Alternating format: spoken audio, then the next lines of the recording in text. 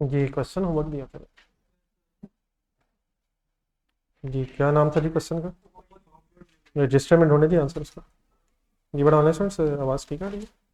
अस्सलाम वालेकुम।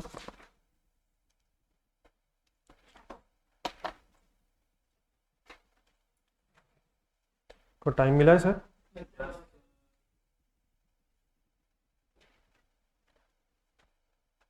क्या लिखा हुआ था सवाल में पॉइंट नंबर 1 में?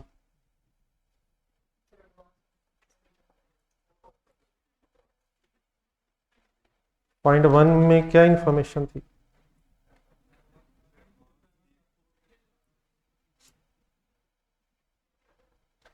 जी पॉइंट 1 बेटा तकरीबन वही था जो कल हमने डिस्कस किया था। कुछ एडवांस में पैसे जा रहे थे और कुछ सब्सिक्वेंटली बाद में पैसे जाने थे। पॉइंट नंबर 2 में क्या था? एक एक्सपोर्ट हुई थी कितने $1000 की? जी ऑनलाइन स्टूडेंट्स, आवाज़ ठीक आ रही है प्लीज़?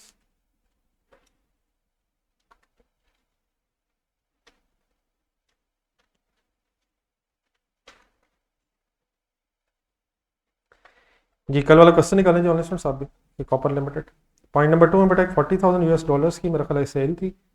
उसमें से $25,000 आपको रिसीव हो गए थे और बाकी जो था वो स्टिल आउटस्टैंडिंग था। नीचे एक्सचेंज रेट्स दिए हुए थे। इन एक्सचेंज रेट्स में एक एवरी रेट भी दिया हुआ है। एवरी रेट सिर्फ तब ज़रूरत होती है जब कोई इंटरेस्ट इनकम या इंटरेस्ट एक्सपेंस आपने for the time period record करनी है। अदरवाइज बाकी आपको स्पॉट रेट्स मींस डेट, जिस डेट पर ट्रांजैक्शन हो रही है उस डेट के रेट्स आपको सिंपली चाहिए होते हैं। तो इस केस में एवरी रेट की कोई भी ज़रूरत नहीं थी। एवरी रेट सिर्फ interest expense for the period या अगर कोई इंटरेस्ट इनकम हो जो टाइम बेसिस पे रिकॉर्ड होती है उसके लिए यूज़ होता है। तो नीचे कुछ एंट्रीज लिखी हुई हैं। ये एक दो एंट्रीज में मैं अभी डिस्कशन करता हूँ, लेकिन मेरे ख्याल से सारी एंट्रीज की ज़रूरत नहीं है। जहाँ जहाँ इश्यूज़ है मुझे ज़रा अगर बता दें। ये फर्स्ट एंट्री होगी ठीक? जी 1 जुलाई वाली एंट्री, एडवांस में पैसे गए। 1 अक्टूबर पे फिर आपने मशीन जब खरीदी, ये समझ आ गया था प्लीज़ कल वाला? वो जो DND में भी बात हुई थी। अगर आप पहले ही पैसे दे दें तो फिर सब्सिक्वेंटली जो आप एक्सचेंज रेट्स की फ्लक्चुएशन है वो आपके बिजनेस को अफेक्ट नहीं करेगी। यहाँ हमने शायद 60% दिया था पहले। हाँ जी 60% एडवांस दिया था वो एज इट इज़ ख़त्म हुआ और बाकी जो था 40% वो फिर पेएबल हो गया। देन उसके बाद एक 1 जनवरी पे सेल हुई। Any confusion? 1 अप्रैल को फिर 25% पैसे रिसीव हो गए। मुझे 30 जून वाली अपनी एंट्री करवानी है, उससे ऊपर ऊपर कोई मसला? जब ईयर एंड आता है तो रिसीवेबल्स और पेएबल्स अगर हों तो फिर उन्हें ट्रांसलेट किया जाता है। तो ज़रा पॉइंट 1 देखें ज़रा, प्लीज़ देखिएगा ज़रूर।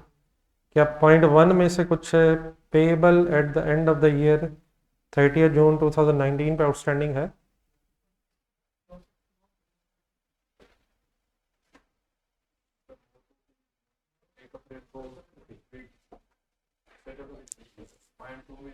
यकीनन आंसर वही देगा जिसने सवाल किया, तो वो मैं ही हूँ। क्या पॉइंट 1 में कोई ईयर एंड पे पेएबल है?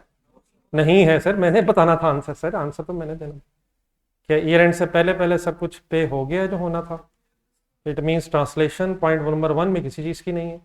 कोई पेबल आउटस्टैंडिंग था ही नहीं। 1 अप्रैल पे मेरा ख्याल है वो पेबल सारा ख़त्म हो गया था जो इनिशियली बना था। लेकिन पॉइंट नंबर 2 में कितने पैसे मिले थे? 25% पैसे मिले थे, तो 75% जो पैसे हैं वो स्टिल ईयर एंड पे रिसीवेबल हैं। तो जो रिसीवेबल रह जाएगा वो फिर ट्रांसलेट होगा। मेरा ख्याल है कि 75% रिसीवेबल है। तो रिसीवेबल की ज़रा ट्रांसलेशन करवा दें कैसे होती है। अच्छा, जब भी कभी कोई आंसर आप देखें तो डेफिनेटली आंसर में वर्किंग्स वगैरह हुई होंगी, लेकिन आप अपनी वर्किंग्स करें और अपना फिर फाइनल आंसर बस मैच करें। ज़रूरी नहीं होता कि आपकी वर्किंग का पैटर्न मैच हो जाए। आप अपनी वर्किंग करें और सिर्फ आपने अपना फाइनल आंसर मैच करना है। ठीक है प्लीज़? तो कोई है जिसने किया हुई वर्किंग? कोई भी नहीं सर? तो प्लीज़ करवा देंगे ज़रा कैसे होगी वर्किंग। तरीका क्या होता है अगर ट्रांसलेशन आपने करनी है? सबसे पहले आप फॉरेन करेंसी रिसीवेबल निकालेंगे। तो 40,000 मल्टीप्लाइड बाय 75% मीन्स $30,000 आपके ईयर एंड पे रिसीवेबल है। ईयर एंड का स्पॉट रेट बताइएगा जरा। सर मैं खुद ही लिख लेता हूँ सर, 163 है। आंसर बताइएगा, मैं खुद ही लिख लेता हूँ डेफिनेटली, मतलब sorry to bother you please. नहीं नहीं, मैं खुद ही लिख लेता हूँ, इतनी जल्दी क्यों? जी मिस्टर बिलाल, साथ वाले के कैलकुलेटर पर गौर से देख के बताएं। जी बिल्कुल आप सही कह रहे हैं, लेकिन मैं ये बात ही गलत कर रहा हूँ। बिलाल ने अपना निकाल लिया कैलकुलेटर आखिरकार। कि $30,000 इंटू 163 अगर आप करेंगे तो क्या आंसर आ रहा है? 4890,000 शायद। अब ये रिसीवेबल होना चाहिए इस स्पॉट रेट की बेस पे। इसका कंपैरिजन किससे करना है? कंपैरिजन किससे करना है मेरे भाई? रिसीवेबल था कितना? क्या रिसीवेबल 5480 है? उसमें से कितना तो ऑलरेडी रिसीव हो गया हुआ है। अब उसमें दो तरीके हो सकते हैं। ये पहले रिसीवेबल 137 से बना था, तो अब क्योंकि सारे पैसे रिसीवेबल नहीं, अब 137 के हिसाब से आपने 40,000 को रिसीवेबल बनाया था, तो क्या इस 4890 का कंपैरिजन 5480 से करो? वो कितने पैसे रिसीवेबल हैं? $40,000 के हैं, या 30,000 रह गया, तो जो रिसीव हो गया वो फिर माइनस होना है। दो तरीके हो सकते हैं, कैलकुलेट करें जरा। 5480 लिखें जो ऊपर मैंने सर्कल लगाया, उसमें से माइनस करें 1370, तो ये वो रिमेनिंग रिसीवेबल रह जाएगा जो हमारी बुक्स में है। ये वो रिमेनिंग $30,000 का रिसीवेबल है। अल्टरनेटिवली डेफिनेटली आप ये भी कर सकते हैं, या क्या आंसर आया वैसे आपका? 411000। ऑल्टरनेटिवली बेटा ये भी कर सकते हैं, $30,000 मल्टीप्लाइड बाय 137 जो उस वक्त का रेट था। ये कीजिएगा जरा सॉल्व। नहीं मतलब सेम का मतलब सेम तो आ रहा है, लेकिन क्यों आ रहा है? तो टोटल में से जो रिसीव हो गया वो माइनस कर दें, तो रिमेनिंग रिसीवेबल आ जाएगा जो आपकी बुक्स में था, या स्ट्रेट वे उस रेट से मल्टीप्लाई कर दें जिस रेट पे पहले आपने रिसीवेबल बनाया था। जब रिसीवेबल पहले बनाया था उस वक्त रेट 137 था, और अब जब ईयर एंड आया तो रिसीवेबल 163 की बेस पे होना चाहिए। डिफरेंस लीजिएगा प्लीज जरा। 780 से रिसीवेबल बढ़ रहा है या कम हो रहा है?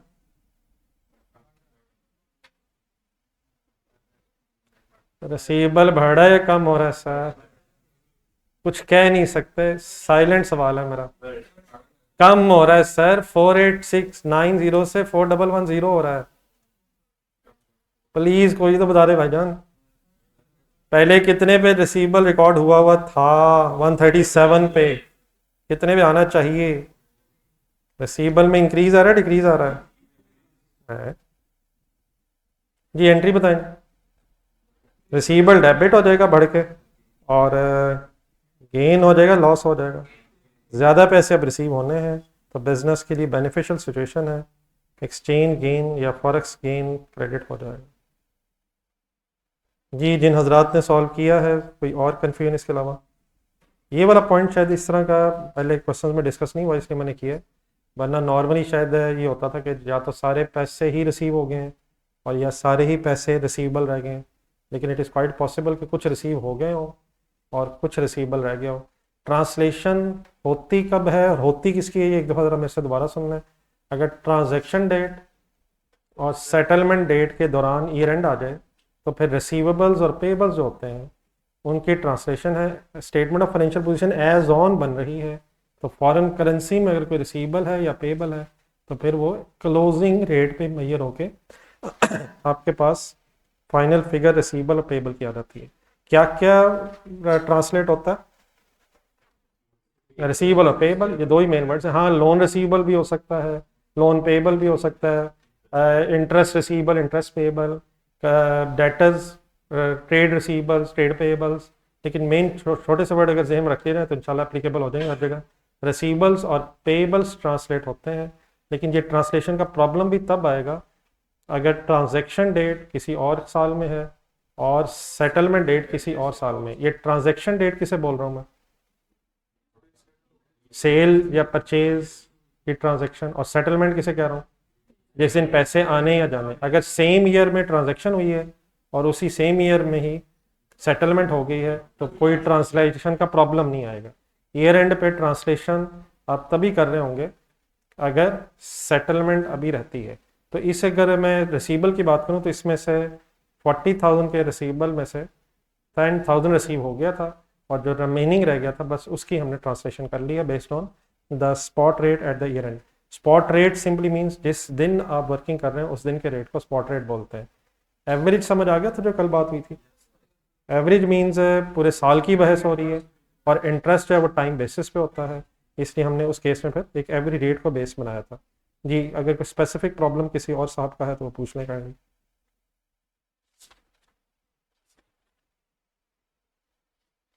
चलो फिर आगे, कल वाली एग्जांपल समझ आ गई थी रजिस्टर खुलना था कल जो लोन वाला क्वेश्चन किया था एंड में।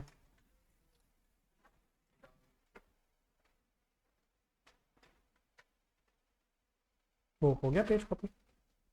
ये बुक इंशाल्लाह मेरा ख्याल है आज या कल आपको अवेलेबल होना शुरू हो जाएंगी, लेकिन ये एक दो दिन मेरा ख्याल है लग जाए शायद उस प्रोसेस में। तो ये ज़रा पेजेस आपके सामने आ रहे हैं। PDF तो वैसे आपके साथ शेयर हुआ था, ज़रा ये पेज बस आप इनको दे दें, मेरे पास है। हाँ।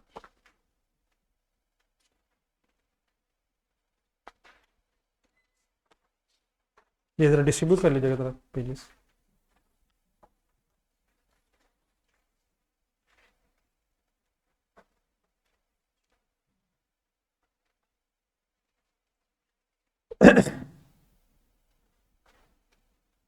अब वंस अगेन आपके रिस्पॉन्सेज से आज महसूस हो रहा है कि बहुत से लोगों ने साथ साथ ये चीज़ें कवर नहीं की हुई हैं। तो अगर अभी से ये चीज़ें पेंडिंग हो जाएंगी तो डेफिनेटली आगे जाके फिर और डिस्टर्ब करेंगे हमें। तो काइंडली कोशिश करें एक दो दिनों में जो पिछले दिनों में हुआ है ये kindly as early as possible आपका कवर हो जाए। ठीक है प्लीज़।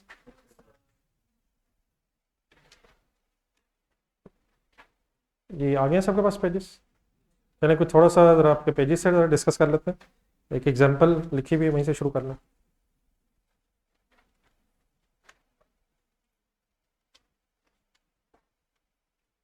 करो स्टार्ट।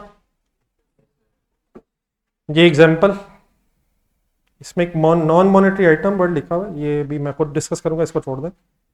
आगे लिखा हुआ measurement of plant bought from a foreign supplier, cost model. थोड़ा सा IS 16 IS 40 वगैरह में जाना है। तो आज जरा कुछ पुरानी चीज़ें भी थोड़ी सी रिवाइज करनी है। जितनी जितनी पुरानी चीज़ें पिछले स्टैंडर्ड्स हमारी इन डिस्कशंस में आएंगे उतना दोबारा रिवाइज करना कंपलसरी है।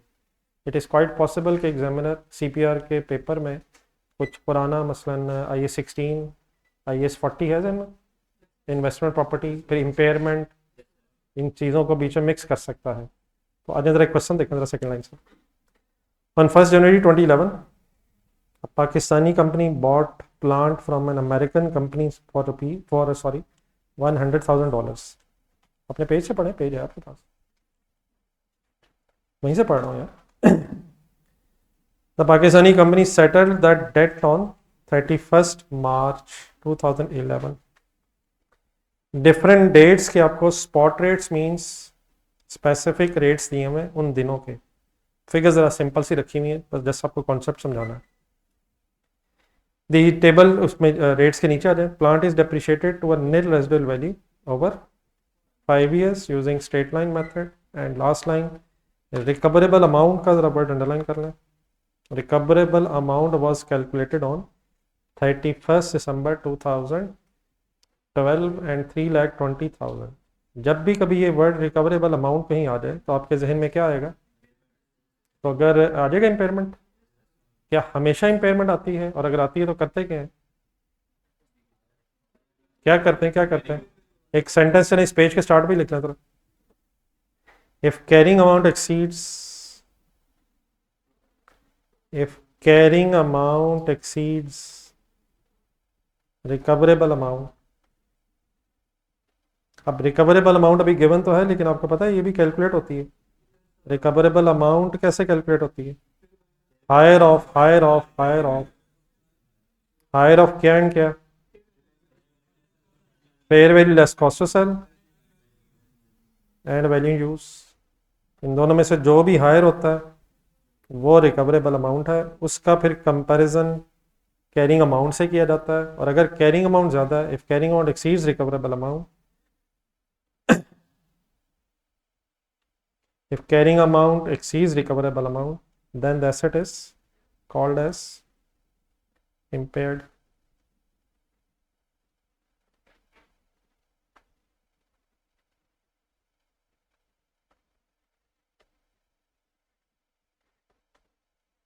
और डिफरेंस लेके फिर जितनी फिगर आ जाएगी उसे फिर इम्पेयरमेंट लॉस बोलेंगे।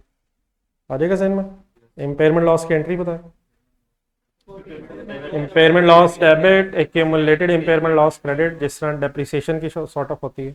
इम्पेयरमेंट लॉस बाय डिफॉल्ट कहाँ जाएगा? प्रॉफिट एंड लॉस में जाएगा।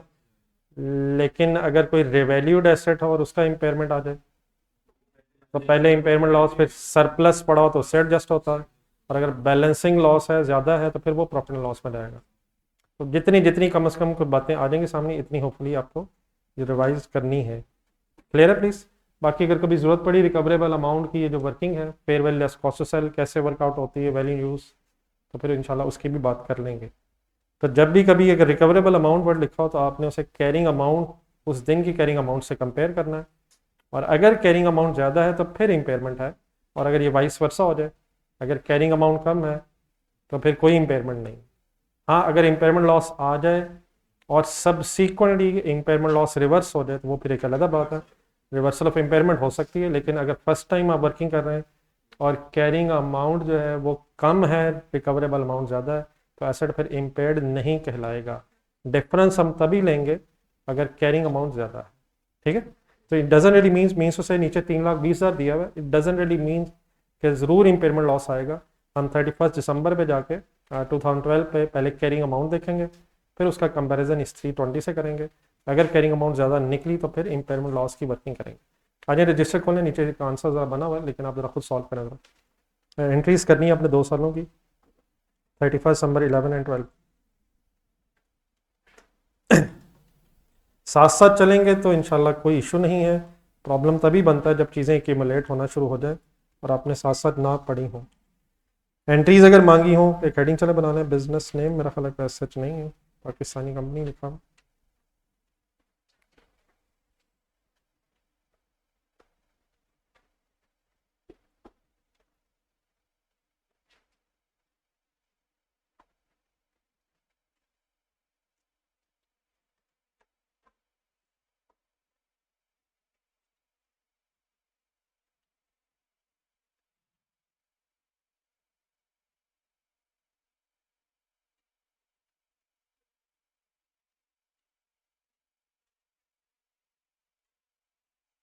जी फर्स्ट रेलिवेंट डेट बताएं जी, इकट्ठे हो जाए, जरा फॉर्मेट बना लो।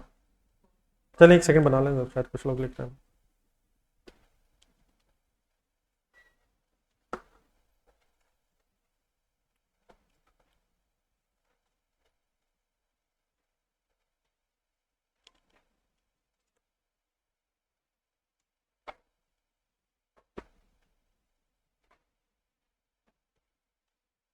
जी करें शुरू, शुरू करें सर जी।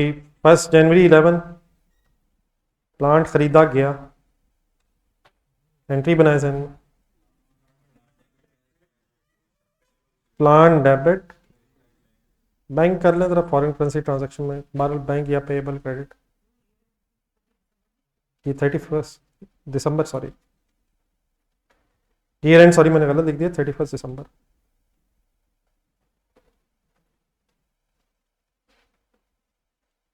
ये वर्किंग करवाएं, वर्किंग करवाएं सर। कितने का खरीदा? $1,00,000। पाकिस्तानी कंपनी है, अकाउंटिंग किस करेंसी में करेगी? रुपीज़ में। ठीक है,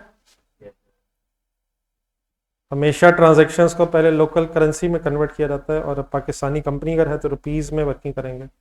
ये $1,00,000 हैं, 1 जनवरी है, नीचे एक्सचेंज रेट ढूंढना है, 61 दिया हुआ है। करवाएंगे तो वर्किंग, इस लाख को रुपीज़ में कन्वर्ट कैसे करो? अच्छा, वो तो पिछले दिनों में जो बहस हुई थी अब उसको थोड़ा फाइनल कर लीजिएगा। $1,00,000 है, रेट देखें गौर से, डिवाइड बाय 6 करूं, नहीं डिवाइडेड बाय 1 होना है, तो ज़रूरत नहीं है, लेकिन बहरहाल आप ध्यान में रखिएगा ज़रा, समटाइम्स हो सकता है ज़रूरत पड़े। Dollar divide by 1 multiplied by 6, okay sir. अब डेफिनेटली 1 से फ़र्क नहीं पड़ता है, लेकिन अब आई होप के जहन में रहेगा। हमने कल परसों क्वेश्चन किए थे जिसमें डिवीजन डिफरेंट भी हो सकती है। जी answer 6 lakh.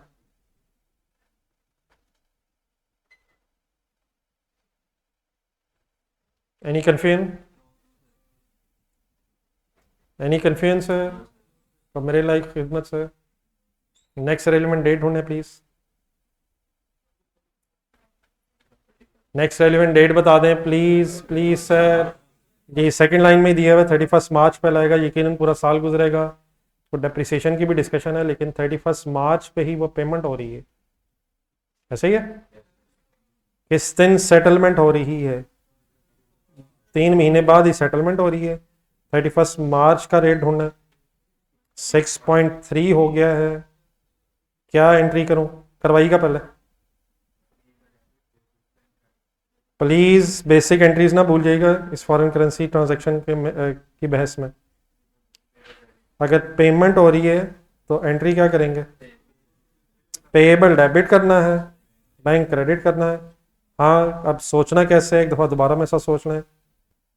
Payable debit, bank credit, इस दिन बैंक से कितने रुपीस जाएंगे, कैसे वर्किंग करूं? कितने डॉलर जाने? इंस्टॉलमेंट्स में नहीं है, सेटल द डेट लिखा हुआ। 1 lakh divide by 1 multiplied by 6.3, answer कितने रुपीस का रिसीवेबल कितने रुपीस में सेटल हो रहा है? तो लाइबिलिटी 6 लाख से डेबिट हो रही है, 6 लाख रुपए की लाइबिलिटी 6,30,000 में अगर सेटल हो रही है तो 30,000 का आपको एक्सचेंज लॉस हो रहा है। अब बना लेते हैं एंट्री प्लीज, लिखें। हाँ सॉरी सॉरी, ये ऊपर फिर फर्स्ट एंट्री में हमने गलत किया, क्या उसी दिन पेमेंट हो गई थी या 3 महीने बाद है? सॉरी जी, सॉरी सॉरी सॉरी, ये सॉरी सही कर रहा था।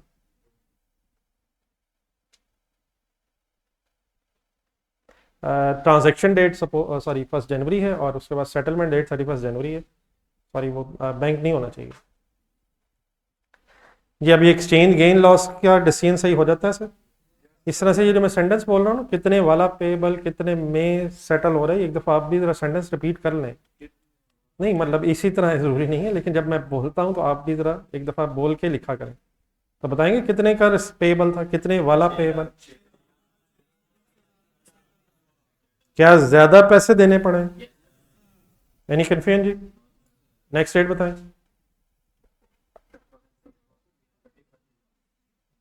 Next date, next date. हाँ जी, ईयर एंड आ जाएगा। अब ईयर एंड पे रुकने की वजह, ईयर एंड पे रुकने की रीज़न 1, एप्रिसिएशन चार्ज करें, 5 years लाइफ है, ये करें ज़रा खुद से।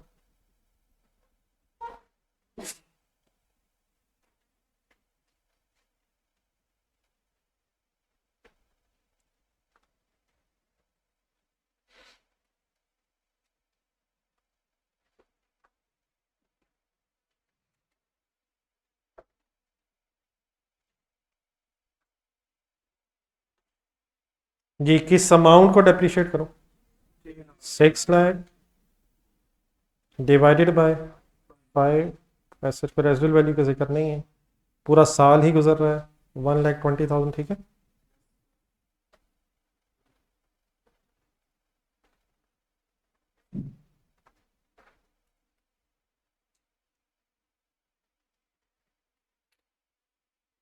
ओके प्लीज जी, ट्रांसलेशन करवाएं पेबल की, सही जरा वर्ड भी फाइनल करें जरा, ट्रांसलेशन करवाएं पेबल की, क्यों नहीं करवा रहे? सेटलमेंट हो चुकी है ऑलरेडी, ईयर एंड से पहले ही सेटलमेंट हो गई है। There is no foreign currency payable at the end of the year, ठीक है। तो इसका मतलब 31 दिसंबर 2011 की एंट्री शायद कंप्लीट हो गई हैं। रिकवरेबल अमाउंट जरा ढूंढ लें, recoverable amount first year end पे नहीं दी हुई, वो 31 दिसंबर 2012 पे दी हुई है, ठीक है प्लीज। तो 2011 में कोई और एंट्री तो नहीं? आगे चलें फॉर द ईयर एंडेड 2012।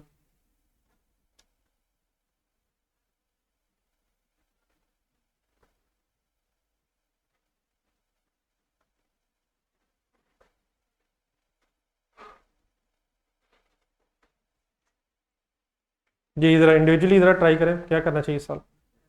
करें करें करें करें। अब ईयर एंड पे रिकवरेबल अमाउंट है, पहले आप डेप्रिसिएशन चार्ज करेंगे, ईयर एंड पे पहुंचेंगे, फिर कंपैरिजन करेंगे कैरिंग अमाउंट और रिकवरेबल अमाउंट का। तो मेथड स्ट्रेट लाइन है, वंस अगेन एक पूरा साल गुजर रहा है, depreciation debit,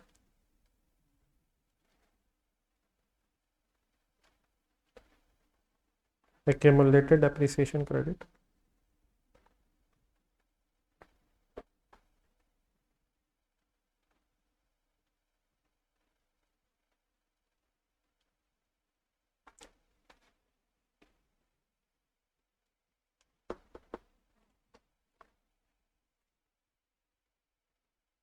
ji any confusion please.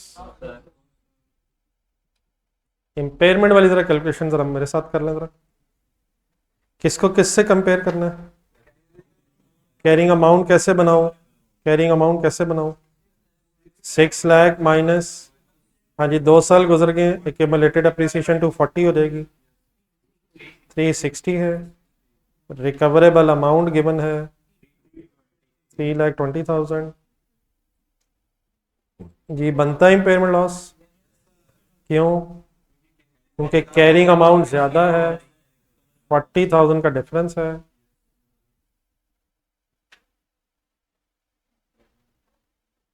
Ji entry लिख लें, हमें कोई इन्फॉर्मेशन नहीं है ऐसा, सच कोई रिवैल्यूएशन मॉडल तो है नहीं, सिंपली 31 दिसंबर 2012 पे impairment loss debit and accumulated impairment loss credit,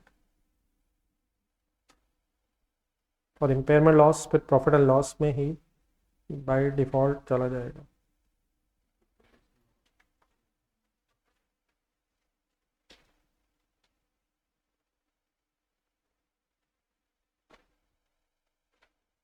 ji any question please.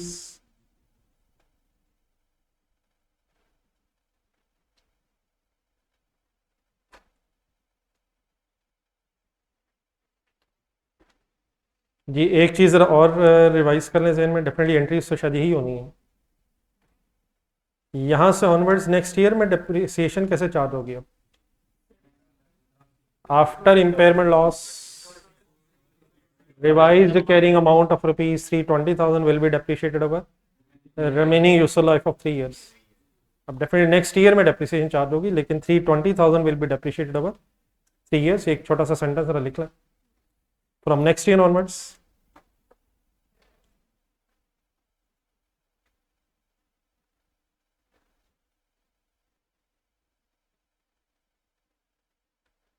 from next year onwards revised carrying amount of rupees 40,000 से impairment loss चार्ज करने के बाद एसेट आपका रिकवरेबल अमाउंट पे आ जाएगा। तो revised carrying amount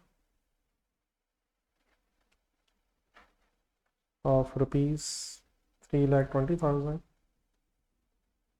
will be depreciated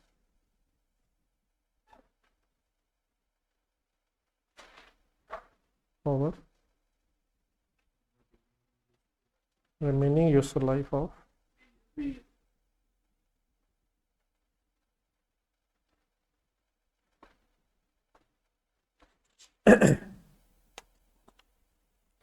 तो ये पिछले स्टैंडर्ड्स की जितनी चीज़ें दोबारा सामने आएंगी उनको सही तरह से रिवाइज करना है। Any confusion sir, next page पर।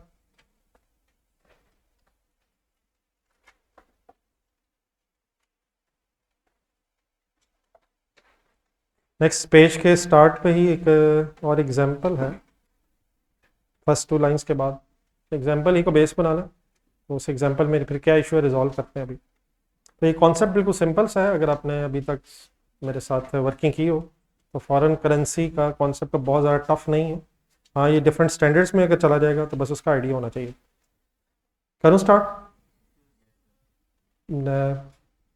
a Pakistani company with rupee as its functional currency अभी फंक्शनल करेंसी को आप लोकल करेंसी ही समझ लें। बाकी शायद आज ही में टाइम मिल जाए तो फिर मैं एग्जैक्टली बताता हूँ कि फंक्शनल करेंसी का मीनिंग क्या होता है। फिलहाल functional currency simply means local currency, और लोकल करेंसी मीन्स आप जिस कंट्री में है उस कंट्री की currency is local currency, functional currency. अब Pakistani company has a financial year ending on 31st December. It bought a building classified as property, plant and equipment. यहां तक लाइन का क्या मतलब हुआ? It bought a building classified as property, plant, equipment. इसे use के लिए खरीदा होगा।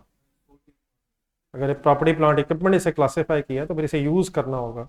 अगर इसे रेंटल्स या कैपिटल अप्रिसिएशन के लिए रखा होता तो फिर इसे इन्वेस्टमेंट प्रॉपर्टी क्लासिफाई होना चाहिए था। ठीक है प्लीज। तो एक property plant equipment means I 16 में है हम। It bought a building classified as property plant equipment in Bahrain. अब क्या ये पॉसिबल है कि पाकिस्तानी कंपनी है लेकिन कोई प्रॉपर्टी किसी फॉरेन कंट्री में हो? तो पाकिस्तानी कंपनी है, बहरीन में उसने 1 जनवरी 2016 को 100,000 बहरीनी दिनार्स में इस प्रॉपर्टी को परचेज किया है by paying the amount on the same date. उसी दिन इस अमाउंट को भी पे कर दिया है। Means property debit, bank credit है, लेकिन अब 100,000 बहरीनी दिनार्स को फिर हमें पाकिस्तानी करेंसी में कन्वर्ट करना पड़ेगा। Building has a useful life of 50 years. अगर IAS 16 में आप हैं तो डेप्रिसिएशन फिर चार्ज होगी, चाहे मॉडल कॉस्ट मॉडल हो या रिवैल्यूएशन मॉडल हो। इस अगर IAS 16 में हम हैं, बिल्डिंग वॉज रिवैल्यूड, फिर इसे रिवैल्यू किया गया है। लगता है IAS 16 का रिवैल्यूएशन मॉडल यूज़ हो रहा है, और रिवैल्यू जब किया गया 31 दिसंबर 2016 पे, तो BD स्टैंड फॉर बहरीनी दिनार्स, और उसकी फिर वैल्यू 120,000 बताई जा रही है। डिफरेंट डेट्स के एक्सचेंज रेट्स बताए मैं आपको। 1 जनवरी का 275 वर्सेस 1 बहरीनी दिनार BD1, और फिर 31 दिसंबर का है। रजिस्टर खोलें ज़रा, इसमें ज़रा कुछ एंट्रीज करके ज़रा प्रेजेंटेशन आपके सामने ज़रा करनी है। डाटा समझ आ गया प्लीज़?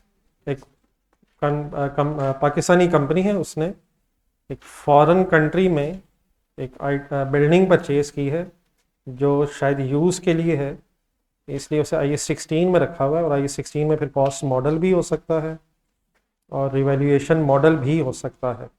तो कंसंट्रेट काइंडली करें। ऐसे बहुत बड़ा सवाल तो नहीं है, लेकिन इसमें काफ़ी सारी चीज़ें आपके साथ नई इंपॉर्टेंट आ जाएंगी। पुराने कॉन्सेप्ट्स आप रिवैल्यूएशन वगैरह के IAS 16 खुद आप बताइएगा, उसको फॉरेन करेंसी में कैसे लिंक करना है वो फिर मैं डिस्कस करता हूँ। तो आप जनरल एंट्रीज ही कर लें ज़रा फॉर द ईयर एंडेड। ऐसे रिक्वायरमेंट तो नहीं बनी हुई। General entries suppose for the year ended.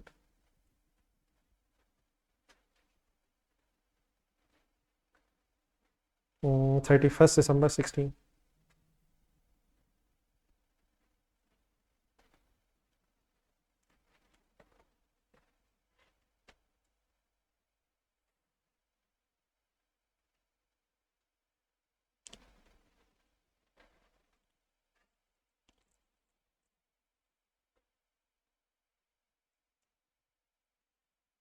जी जरा थोड़ा सा करवा दें, उसके बाद फिर आप नोट करते रहिएगा जी। फर्स्ट रेलिवेंट डेट कर ली 1 जनवरी 2016। बेसिक एंट्रीज हैं मिलाएंगे।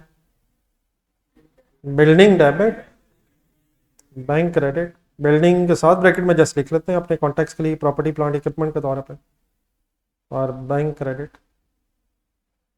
पेमेंट सेम डेट पे हो रही है, हजरत देख लें जरा। वर्किंग कैसे करो? 100,000 दिनार्स है और मल्टीप्लाइड बाय 275 है, डिवाइड बाय 1 ही है इसलिए लिखा नहीं है मैंने। तो रुपीज़ में लिखें, थाउजेंड में लिखें, मिलियंस में लिखें। 27.5 बनता है शायद। बता दें कैसे लिखूं? सर डिसीजन लिया करें सर प्लीज़। रुपीज़ में सिंपली लिखूं, जीरो सारे लगाऊं, या कम से कम थाउजेंड में कर लूं सर? लिखवाएं। 27,500 शायद रह जाएगा। लिखें।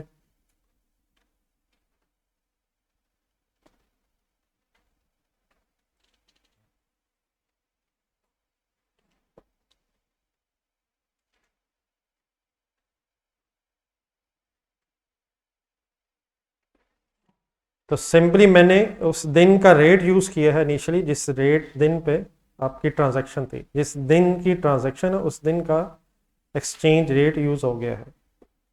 चलो आगे, नेक्स्ट रेलिवेंट डेट बताएं। पेमेंट हो चुकी है, पेमेंट का मसला नहीं है, सेटलमेंट कर चुके हैं हम जी। ईयर एंड पे रिवैल्यूएशन भी है, लेकिन पहले पूरा साल गुजरा है तो आप डेप्रिसिएशन चार्ज करेंगे। ईयर एंड पे फिर कैरिंग अमाउंट और फेयर वैल्यू का कंपैरिजन करेंगे जी। डेप्रिसिएशन की वर्किंग करवाएं। 27.5 मिलियन, 27,500। मेथड अगर नहीं बताया हुआ तो कौन सा होगा? स्ट्रेट लाइन होगा, रेजिडुअल वैल्यू ढूंढना है। अगर नहीं है तो वो ज़ीरो है, सिंपली डिवाइडेड बाय 50 है। पूरा साल ही गुजर रहा है, 1 जनवरी 31 दिसंबर। फिगर आपके पास आ जाएगी 550। डबल एंट्री बना लें, depreciation debit, accumulated depreciation credit.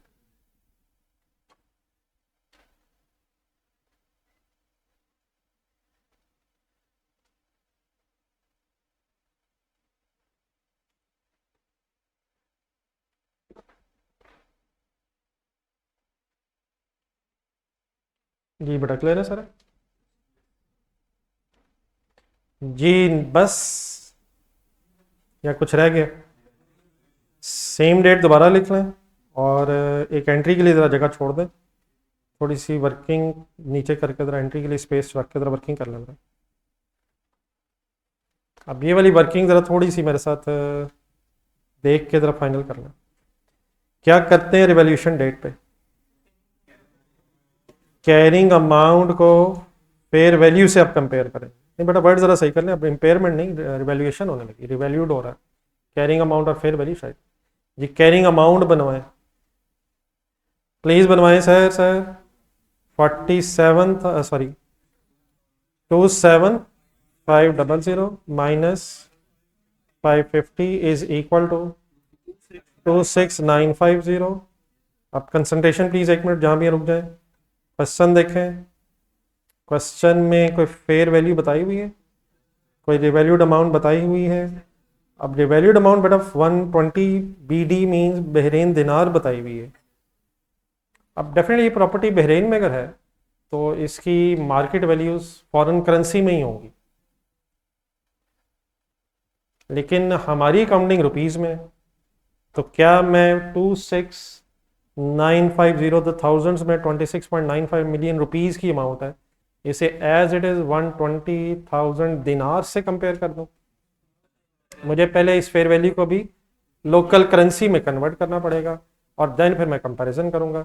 तो लोकल करेंसी में कैसे कैलकुलेट करूं? हम किस दिन वर्किंग कर रहे हैं?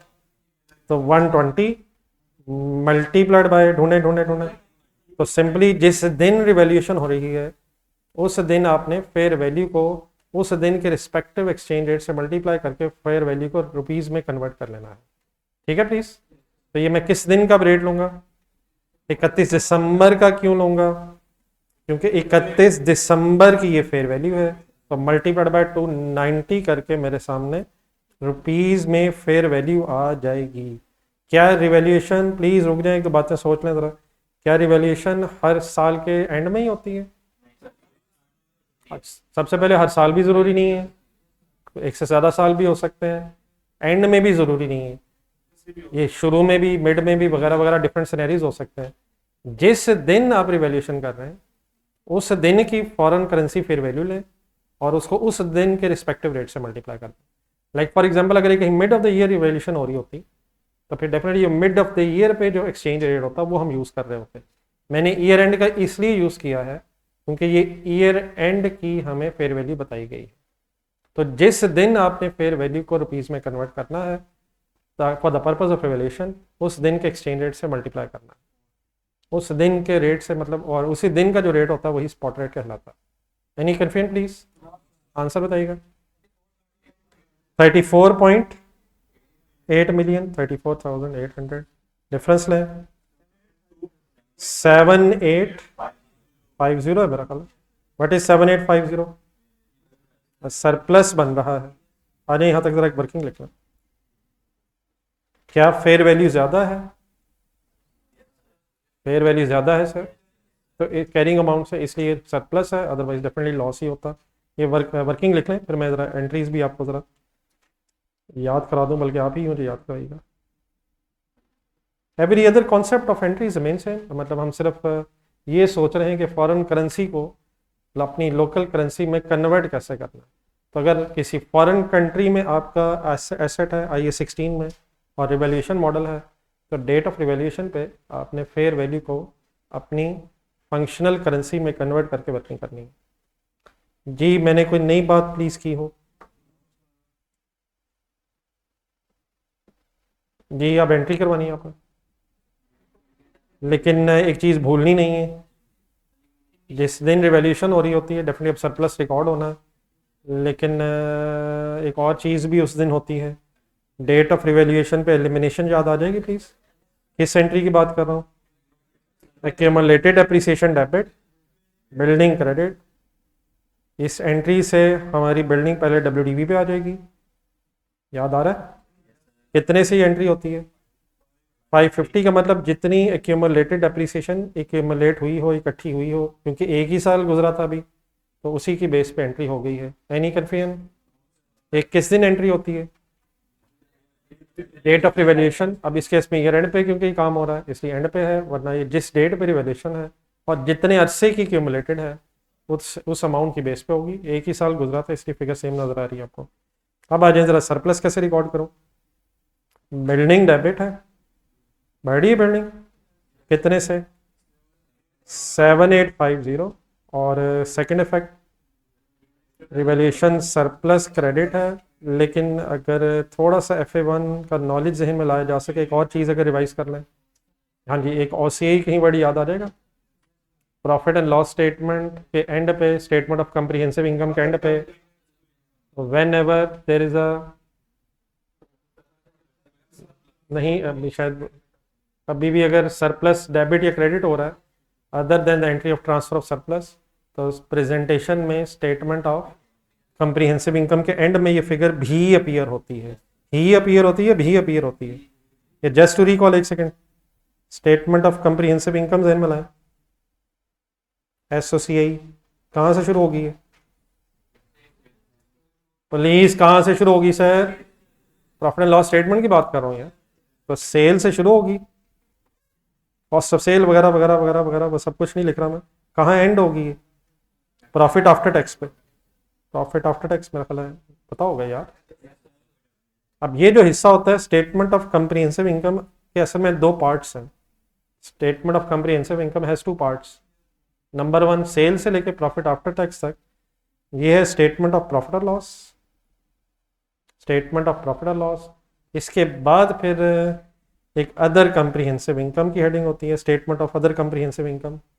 उसमें फिर जब भी अगर सरप्लस डेबिट या क्रेडिट हो रहा हो, सरप्लस क्रेडिट हो रहा है, एसेट बढ़ रहा है, और अगर सरप्लस पड़ा है और लॉस आ रहा है तो फिर सरप्लस डेबिट भी हो सकता है।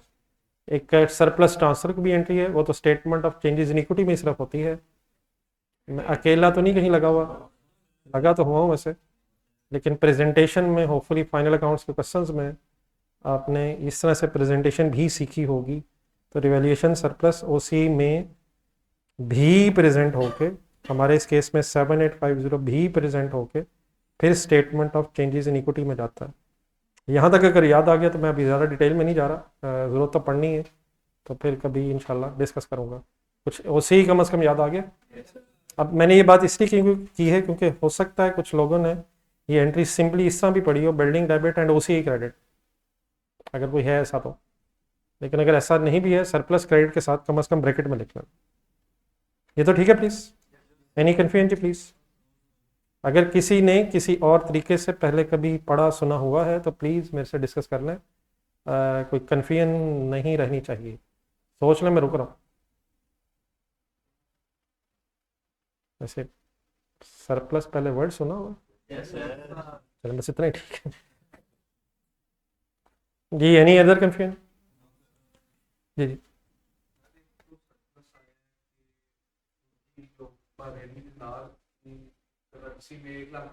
जी जी जी। जी वो ठीक है, लेकिन जब ये रिवैल्यूएशन होती है तो there is no need of segregation. IAS 21 doesn't requires के सरप्लस और गेन लॉस को अलग दिखाए, वो फिर बीच में ही आ जाएगा। तो देर इज़ नो, डेफिनेटली वो बीच में है, दोनों फैक्ट्स हैं, लेकिन उसका कोई अलग डिस्क्लोजर क्योंकि रिक्वायर्ड नहीं है, इसलिए सिंपली बस इस तरह से वर्किंग है दोनों चीज़ें, सही कह रहे हैं आप, लेकिन there is no need to segregate the figures. ठीक है, सिर्फ आपने क्या करना है, फेयर वैल्यू को, फॉरेन करेंसी फेयर वैल्यू को स्पॉट रेट की बेस पे लोकल करेंसी में कन्वर्ट करें and every other thing remains as in IAS 16। ठीक है जी प्लीज़। जी 31 दिसंबर 16 है। देख लें कोई और एंट्री इस साल, नहीं इस साल सरप्लस ट्रांसफर नहीं होना, क्योंकि रिवैल्यूएशन एंड में हुई है तो नेक्स्ट ईयर से डेप्रिसिएशन भी चार्ज होगी और फिर सरप्लस भी ट्रांसफर होगा। नेक्स्ट ईयर डेप्रिसिएशन किस अमाउंट पे चार्ज होगी? अब इस तरह की जो चीज़ें आपसे पूछ रहा हूँ ये जस्ट इसलिए कि ज़रा रिफ्रेश हो जाए प्लीज़, आई होप कि सबको पता। 34,800 पे हमारा एसेट अब आ गया, तो fair value will be depreciated over 49 years, 50 years से अब remaining life. 34,800 fair value will be depreciated over remaining useful life of 49 years.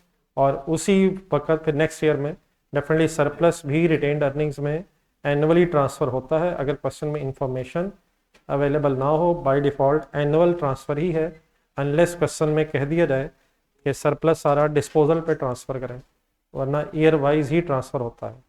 अगर यही रिवैल्यूएशन साल के शुरू में हुई होती तो इस साल फेयर वैल्यू की बेस पे डेप्रिसिएशन भी आती और सरप्लस ट्रांसफ़र की वर्किंग भी होती।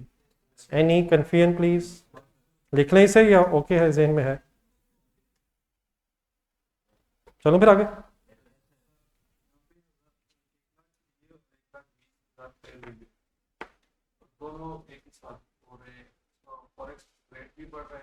हाँ जी ठीक है, वो जिस तरह भी वो बात कर रहे थे, कोई इशू नहीं, आपने सिर्फ नेट इफेक्ट देखना है। There is no need of any segregation. Net effect कम है एसेट का या ज़्यादा है, बस ये देखना आपने। हो सकता है, मैं ये नहीं कह रहा कि नहीं हो सकता दादा, ये सब कुछ अलग हो सकता है जो आप कह रहे हैं, लेकिन अल्हम्दुलिल्लाह IAS 21 doesn't requires this segregation, ज़रूरत नहीं है। स्टैंडर्ड जो कह रहा है वो सिंपली ये है कि जहाँ ये सरप्लस या लॉस जाएगा वहीं एक्सचेंज गेन लॉस भी जाएगा, तो there is no need of any segregation. कर सकते हैं, लेकिन अल्हम्दुलिल्लाह ही कहना चाहिए कि IAS 21 रिक्वायर नहीं कर रहा। ठीक है, मैं ये नहीं कह रहा कि आप गलत कह रहे हैं, लेकिन आई होप कि मेरी बात भी समझ रहे हैं। जी हम पेज नंबर 31 आपके पास है। चलिए नेक्स्ट पेज पे एक एग्जांपल जरा इन्वेस्टमेंट प्रॉपर्टी की, बल्कि इन्वेस्टमेंट प्रॉपर्टी थोड़ी सी पहले रिवाइज कर लें। ये पेज 32 पे जो लिखा हुआ है ये एक नज़र खुद से पढ़ेंगे जरा, एक छोटी सी एग्जांपल भी है नीचे। For the purpose of revision of IAS 40, जरा पढ़िएगा जरा आप ये पेज 32। ये ऑनलाइन साहब भी जरा मैं आपके सामने खोल देता हूँ।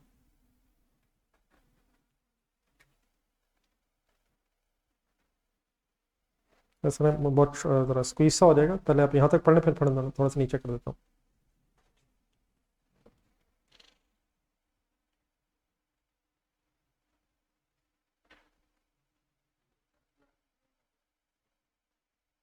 सरप्लस सरप्लस होगा, IAS 16 के एंगल से सरप्लस आया, रिवैल्यूएशन सरप्लस या लॉस।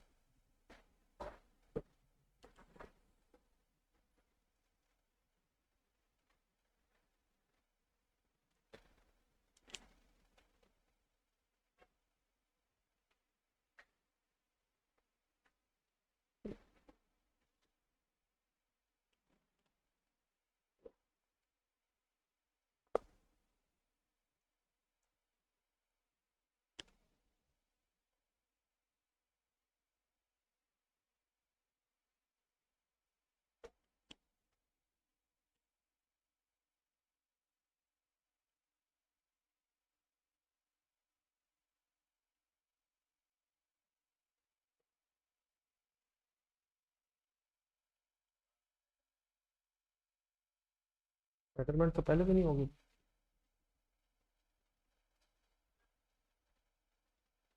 जिस दिन प्रॉपर्टी ली थी पैसे उसी दिन चले गए।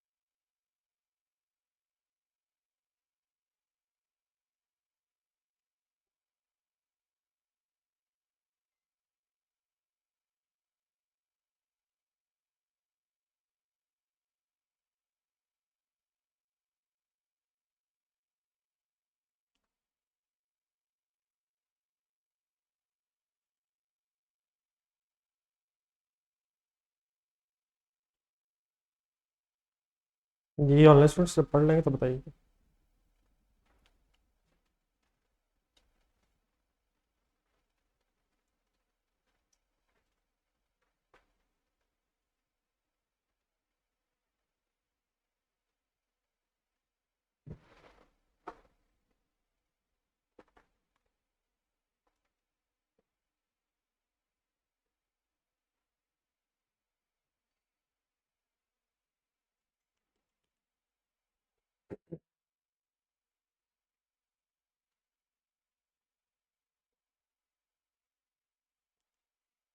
ये हो गया जी।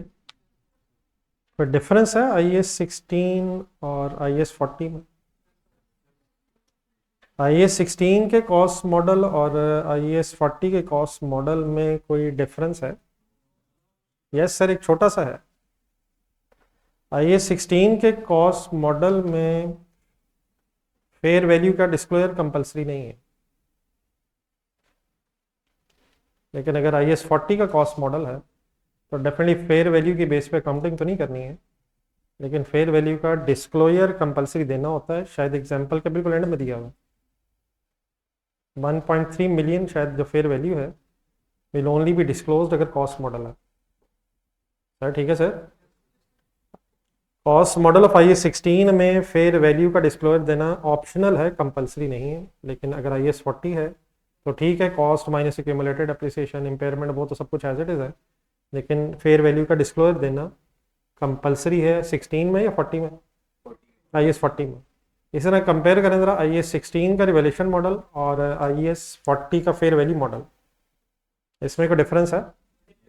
हाँ जी, इसमें तो काफ़ी डिफरेंसेस हैं। ज़रा IAS 16 में आ जाए पहले। IAS 16 का रिवैल्यूएशन मॉडल है, डिप्रिसिएशन भी चार्ज होगी, नंबर एक। फिर लॉस बेटा अगर है तो प्रॉफिट एंड लॉस में जाएगा, सरप्लस अगर है तो OCI से इक्विटी में जाएगा, जिसना भी बात हो रही है। और अगर लॉस के सरप्लस के बाद लॉस आ जाए तो लॉस पे सरप्लस एडजस्ट होगा, बैलेंसिंग प्रॉफिट एंड लॉस में जाएगा, वो लंबी साइंस है। लेकिन अगर IAS 16 में आता है तो फेयर वैल्यू मॉडल में डेप्रिसिएशन का कोई कॉन्सेप्ट नहीं है, और गेन या हो या लॉस हो उसने straight away profit and loss में जाना है, कोई ऐसा इक्विटी में जाने वाली बात नहीं हो रही। ठीक है प्लीज़। डेप्रिसिएशन चार्ज होती है IAS 16 के रिवैल्यूएशन मॉडल में, लेकिन there is no concept of charging depreciation अगर fair value model of IAS 40 हो। Any confusion please? चले नेक्स्ट पेज पे वर्किंग करें जरा। IAS 21 से ज़रा लिंक करते हैं, बल्कि नेक्स्ट पेज पे शायद फेयर वैल्यू मॉडल के एंगल से भी लिखा हुआ है, फिर भी पढ़ लें जरा। पिछली एग्जाम्पल अभी चल रही है आगे, शायद पढ़ा करें प्लीज़, पढ़ा करें जी। ऑनलाइन स्टूडेंट्स आपका कोई क्वेश्चन?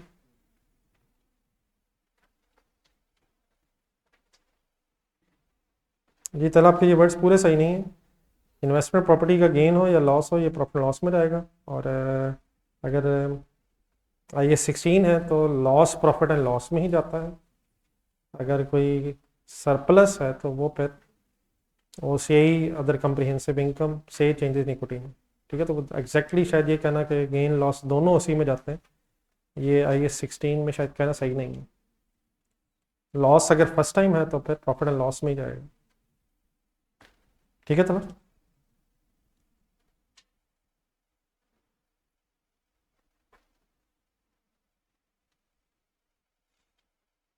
ये IAS 40 में अगर आप हैं तो, और कॉस्ट मॉडल है तो इवन देन आपने फेयर वैल्यू का शेयर होल्डर्स को डिस्क्लोजर देना होता है। IAS 40 में कॉस्ट मॉडल में भी फेयर वैल्यू का एक डिस्क्लोजर नोट्स में शेयर होल्डर्स के लिए कंपलसरी होता है। जी पढ़ लीजिए एग्जाम्पल। चले आज मेरे साथ हेडिंग ढूंढे IAS 40 विद IAS 21। अच्छा, इसके ऊपर जो इंग्लिश में लिखा हुआ पढ़ने से पहले नीचे एग्जाम्पल देखा था, कौन सी हेडिंग में इस वक्त में? IAS 40 विद IAS 21 मिल गया, और उसके नीचे एग्जाम्पल कर रहा हूँ। आगे पढ़े तो। अब Pakistani company rupee functional currency 31 दिसंबर year end, it bought a building classified as, क्यों इसे इन्वेस्टमेंट प्रॉपर्टी क्लासिफाई किया होगा? रेंटल्स या कैपिटल एप्रिसिएशन के लिए होगी। 1 दिसंबर पे खरीदा 100,000 दिनार्स का, पेइंग द अमाउंट सेम है, 50 ईयर्स लाइफ भी दी हुई है, 120,000 BD दिनार्स दिए हुए 31 दिसंबर, IAS 40 के मुताबिक फेयर वैल्यू मॉडल है। एक्सचेंज रेट्स दिए हुए हैं, कुछ डाटा आपको सिमिलर लग रहा है लेकिन डेट्स में फ़र्क है। मैंने रजिस्टर खोला जरा, मुझे इस एंगल से भी जरा एंट्रीज बनवाया जरा। थोड़ा डेट्स में डिफरेंस है और बिल्डिंग जो है वो IAS 40 में आ रही है इन्वेस्टमेंट प्रॉपर्टी के तौर पे।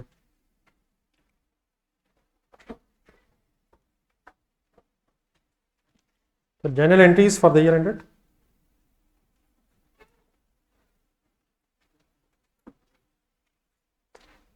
31 दिसंबर 16।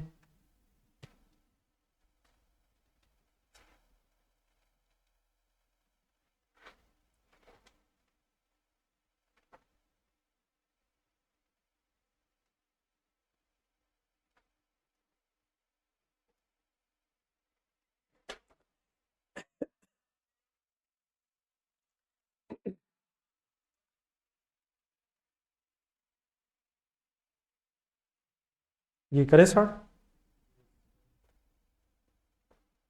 फर्स्ट रेलिवेंट डेट बताएं। हाँ जी, 1 जनवरी नहीं है, 1 दिसंबर लिखा हुआ है। 1 दिसंबर को 1 लाख की खरीदी है, 1 लाख दिनार्स। जी क्या एंट्री करें? Building as an investment property debit and payment same date पे है। बैंक क्रेडिट कर लें।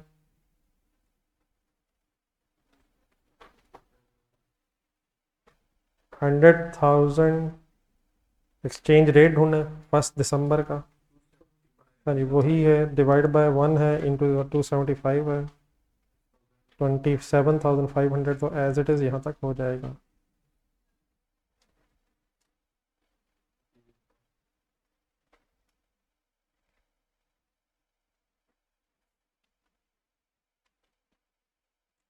नेक्स्ट रेलिवेंट डेट बताएं। 31/12/2016। जी IAS 40 में है, फेयर वैल्यू मॉडल है। ढूंढने जरा, क्या प्रॉपर्टी को फेयर वैल्यू मॉडल पे रखा हुआ है? IAS 40 है, फेयर वैल्यू मॉडल है, तो सबसे पहले क्या जहन से निकाल दें।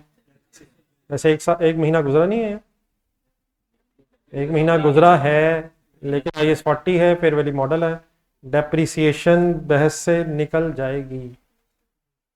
ओके प्लीज यार, वैसे लाइफ दी तो ये 50 ईयर्स, लेकिन उसकी कोई ज़रूरत नहीं है अगर फेयर वैल्यू मॉडल है तो। ओके प्लीज, क्या करना है बस, क्या कोई गेन लॉस की वर्किंग करनी है सर? कैसे? कैरिंग अमाउंट को फेयर वैल्यू से कंपेयर करना है आपने, तो कैरिंग अमाउंट कैसे बनाऊं? डेप्रिसिएशन तो है ही नहीं। क्या कॉस्ट ही कैरिंग अमाउंट कहलाएगी sir, without deducting any cumulated depreciation? 27,500 है। कंपैरिजन करवा दें। Fair value once again foreign currency में है, तो फॉरेन करेंसी 120,000 थी। सिंपली वंस अगेन क्या करना है, उसी दिन का एक्सचेंज रेट लगा देना है जिस दिन की ये फेयर वैल्यू है, 290। ठीक है, 290 है ना क्वेश्चन, वही फिगर आ जाएगी 34,800। Any confusion in carrying amount? तो वंस अगेन अगर IAS 40 के साथ IAS 21 को लिंक किया जाए, तो आपने जिस दिन फेयर वैल्यू का कंपैरिजन करना है गेन लॉस के लिए, उस दिन की लोकल करेंसी में फेयर वैल्यू फाइंड आउट कर लेनी है और वही एक्सचेंज रेट यूज़ करना है। डिफरेंस आ जाएगा 7,300। नाम बताएं इसका क्या है? इसको फेयर वैल्यू गेन करने हैं तो डिफ्रेंशिएट करने हैं। अब ये रिवैल्यूएशन सरप्लस शायद वर्ड सही नहीं है, IAS 16 और IAS 40 में वर्ड्स ज़रा डिफरेंट कर लें। वर्किंग लिखें और एंट्री बनाएं। एलिमिनेशन नहीं करनी, एलिमिनेशन की बहस क्यों नहीं होगी? डेप्रिसिएशन ही चार्ज नहीं हुई तो एलिमिनेशन कहाँ से आ गई? जी बिल्डिंग बढ़ रही है, building debit, fair value gain credit, any confusion? और फेयर वैल्यू गेन ने कहाँ जाना है? प्रॉफिट एंड लॉस का मतलब है कि अदर इनकम में जाना है, अदर कंप्रीहेंसिव इनकम नहीं। Other income means gross profit के बाद जो हेडिंग होती है।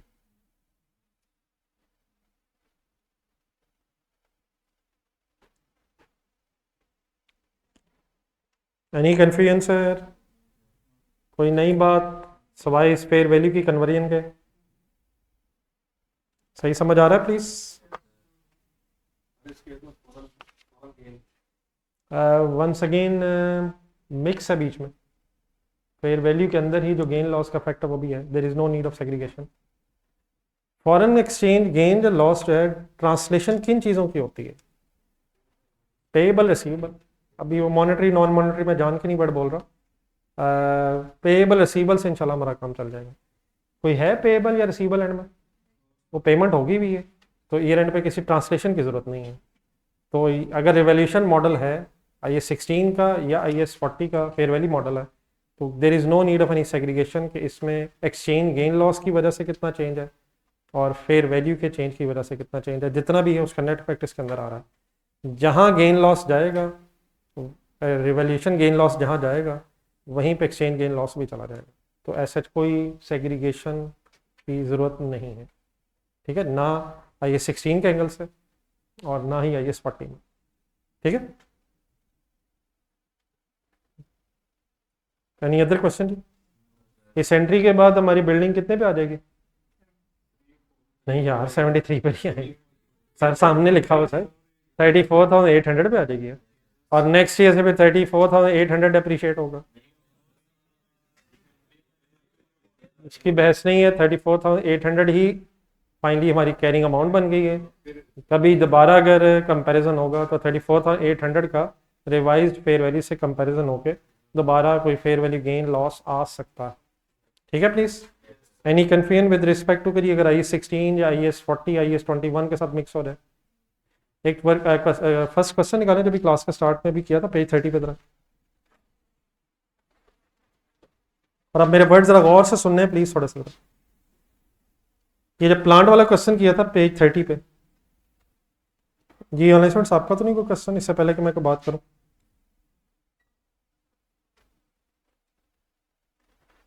IAS 16 जहन में लाएं और कॉस्ट मॉडल जहन में लाएं, और ज़्यादा अच्छा रहेगा ज़रा इस एग्जाम्पल का ज़रा आंसर अपने रजिस्टर में ढूंढ लें ज़रा। ये जो प्लांट वाली example IAS 16 cost model, example सामने रख के, इसमें कॉस्ट मॉडल था, किसी रिवैल्यूएशन का जिक्र नहीं था। आप जरा देख के बताएं एक्सचेंज रेट की जरूरत आपको प्लांट के एंगल से बस किस दिन पड़ी? नहीं बेटा 31 मार्च को नहीं पड़ी, वो तो पेमेंट के लिए पड़ी। प्लांट को बस किस दिन हमने एक्सचेंज रेट यूज करके रिकॉर्ड कर लिया? जिस दिन खरीदा 1 जनवरी। 1 जनवरी के बाद प्लांट को किसी एक्सचेंज रेट ने इफेक्ट नहीं किया, वो तो हमने पैसे नहीं दिए हुए थे, तो हमारे पेएबल को इफेक्ट किया उसने। तो अगर IAS 16 में कॉस्ट मॉडल हो, IAS 16 में कॉस्ट मॉडल हो, तो एसेट पे एक्सचेंज रेट का इफेक्ट सिर्फ उस दिन आता है जिस दिन आपने उसे इनिशियली रिकॉर्ड करना है। उसके बाद एसेट पे कोई इफेक्ट नहीं है आप के एक्सचेंज रेट का। यही काम हमने जरा कल वाला एक आंसर ढूंढने जरा DND वाला जो किया था, DND और फिर घर में आपने कॉपर भी किया था, तो लेकिन जरा DND चलें, आंसर सामने होगा। वहां भी जरा देख के बताएं एसेट को इफेक्ट किस दिन किया एक्सचेंज रेट ने? 30 सितंबर, जिस दिन एसेट डेबिट हुआ। उसके बाद एसेट पे कुछ नहीं हुआ। जब एसेट को अपने लोकल करेंसी में कन्वर्ट कर लिया है तो सब्सिक्वेंटली बस उसकी फिर डेप्रिसिएशन आएगी। हाँ अगर पैसे नहीं दिए तो पैसों की ट्रांसलेशन होगी एक्सचेंज रेट। तो एसेट अगर कॉस्ट मॉडल पे है तो जस्ट उस दिन एक्सचेंज रेट इफेक्ट करता है जिस दिन आपने उसे परचेज किया है, और उसके बाद फिर एक्सचेंज रेट का कोई ताल्लुक नहीं है। नहीं समझ आ रहा क्या कह रहा हूँ? I am just talking about plant, building वगैरह वगैरह, कॉस्ट मॉडल पे एसेट। अब जरा वापस आए जो अभी हमने ये दिनार वाली एग्जांपल्स की हैं। पहले आइए 16 वाली जो की है, वंस अगेन जिस दिन प्रॉपर्टी खरीदी है उस दिन हमें एक्सचेंज रेट की जरूरत पड़ी है सर। अगर ये कॉस्ट मॉडल पे होती तो उसके बाद इस बिल्डिंग को किसी एक्सचेंज रेट ने इफेक्ट नहीं करना। हाँ अगर रिवैल्यूएशन मॉडल है तो फिर जिस दिन फेयर वैल्यू को अपने लोकल करेंसी में कन्वर्ट करना है बस उस दिन आपको एक्सचेंज रेट की दोबारा ज़रूरत पड़ेगी। तो अगर हम IAS 16 में फाइनली बात करें तो कॉस्ट मॉडल में सिर्फ आपको परचेज वाले दिन एक्सचेंज रेट की ज़रूरत पड़ती है, और अगर रिवैल्यूएशन मॉडल हो तो परचेज डेट के साथ साथ रिवैल्यूएशन डेट पे ज़रूरत पड़ती है, एंड दैट्स इट। IAS 40 से बनाए, IAS 40 में अगर कॉस्ट मॉडल होगा, उसकी बात हुई नहीं किसी एग्जाम्पल में, वो भी सिर्फ उसी दिन होगा जिस दिन आप प्रॉपर्टी खरीद रहे होंगे। लेकिन अगर फेयर वैल्यू मॉडल है तो परचेज वाले दिन और रिवैल्यूएशन डेट वाले दिन पड़ेगा। इन अदर वर्ड्स, अब कंसंट्रेट जरा, अगर रिवैल्यूएशन मॉडल है IAS 16 का, रिवैल्यूएशन मॉडल है IAS 16 का या फेयर वैल्यू मॉडल है IAS 40 का, तो फिर हमें सब्सिक्वेंट मेजरमेंट करते हुए एक्सचेंज रेट की ज़रूरत पड़ती है, एसेट की सब्सिक्वेंट मेजरमेंट करते हुए। और अगर कॉस्ट मॉडल है तो जस्ट आपको जिस दिन एसेट खरीदा आपने उस दिन एक्सचेंज रेट की ज़रूरत पड़ती है। मेरे वर्ड्स ओके हैं प्लीज़? लेकिन अगर पेबल्स हैं या रिसीवेबल्स हैं तो उनकी बहस और है। वो फिर अगर आपने पेमेंट्स नहीं की हैं, सेटलमेंट्स करनी है अभी, तो सेटलमेंट डेट पे भी ज़रूरत पड़ेगी। और अगर ईयर एंड पे अभी क्लोजिंग बैलेंसेस आ रहे हैं फॉरेन करेंसी रिसीवेबल या पेबल के, तो आपको ईयर एंड पे ट्रांसलेट भी करना पड़ेगा। मैंने जो बात की वो IAS 16 और IAS 40 के एंगल से अगर आपको समराइज करके कुछ बताने की कोशिश कर रहा था। कोई कन्फ्यूजन रह गई हो मेरी बात में? चलूँ आगे? जी ऑन स्टूडेंट्स, जी जो अगर आप कुछ लिखना चाह रहे हैं तो मेरा ख्याल है कोई ज़रूरत नहीं अभी, क्योंकि लिखा मिल जाना आगे। तो लिखने की बजाय जस्ट सुन लें मेरे से। बाकी अभी ये नीचे सब कुछ टेबल वगैरह में मिल जाएगा, तो उसकी टेंशन ना लें। तो इस एंगल से आप रिलैक्स रहें। जी जी, नहीं एडवांस दिया तो वो एसेट ही नहीं है, वो तो और एडवांस वाला एसेट है ना। IAS 16 या IAS 40 की बहस तो नहीं हो रही। IAS 16 और IAS 40 में एडवांस तो नहीं ना। जिस दिन दे रहे होंगे उस दिन पड़ेगी, उसके बाद बात खत्म हो। एडवांस जिस दिन दे रहे होंगे उस दिन रेट की जरूरत पड़ेगी। तो every other thing remain same, लेकिन मैंने जो आज बात की है वो IAS 16 और IAS 40 के एंगल से जो मैंने बातें की हैं वो ज़रा मैं उसकी समरी बोल रहा था आपके सामने, कि अगर कोई प्रॉपर्टी प्लांट इक्विपमेंट की आइटम है या इन्वेस्टमेंट प्रॉपर्टी की आइटम है तो उन आइटम्स को किन किन दिनों पे एक्सचेंज रेट का इफेक्ट करेगा। ठीक है, तो बाकी जितना भी हमने डिस्कस किया वो सब कुछ एज इट इज है। जी हम कौन से पेज तक पहुंचे थे जी? पेज 35 पर आ जाए, 34 तक पहुंचा था शायद। नीचे तो वही आंसर्स वगैरह दिए मैं जो मैंने अभी आपके साथ डिस्कस करनी है।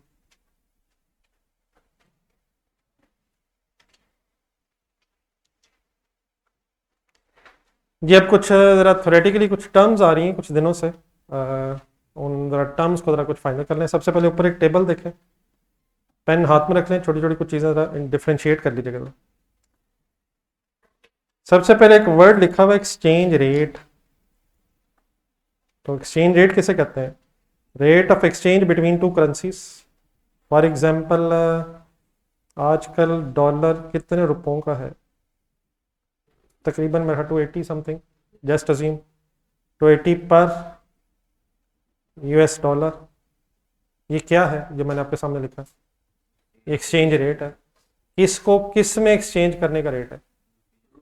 रुपीज़ को डॉलर में कन्वर्ट करने का एक्सचेंज रेट है। तो ये जितने क्वेश्चंस हम पढ़ रहे थे उसमें जो रेट्स दिए होते थे वो सारे क्या हैं? एक्सचेंज रेट होते हैं। एक करेंसी को किसी दूसरी करेंसी में कन्वर्ट करने का जो रेट है that is called as exchange rate. मसलन अगर आपके पास 280 रुपीज़ हो और आप चाहें तो क्या उसे $1 में कन्वर्ट कर सकते हैं? तो एक करेंसी को दूसरी करेंसी में कन्वर्ट करने के लिए जो रेट यूज़ किया जाता है that is called as exchange rate. जी सेकंड पढ़े, स्पॉट रेट, बार बार एक वर्ड आ रहा था, पढ़े जरा। The exchange rate at the date of transaction. वही एक्सचेंज रेट जो किसी ट्रांजैक्शन की डेट पे है उसे स्पॉट रेट बोल देते हैं, और इमीडिएट सेटलमेंट डिलीवरी। ठीक है, तो स्पॉट रेट क्या होता है? ट्रांजैक्शन डेट वाले दिन का एक्सचेंज रेट, हर दिन का जो रेट होता है in other words. Closing rate क्या होगा जी? जो ईयर एंड पे रेट होगा वो क्लोजिंग रेट है।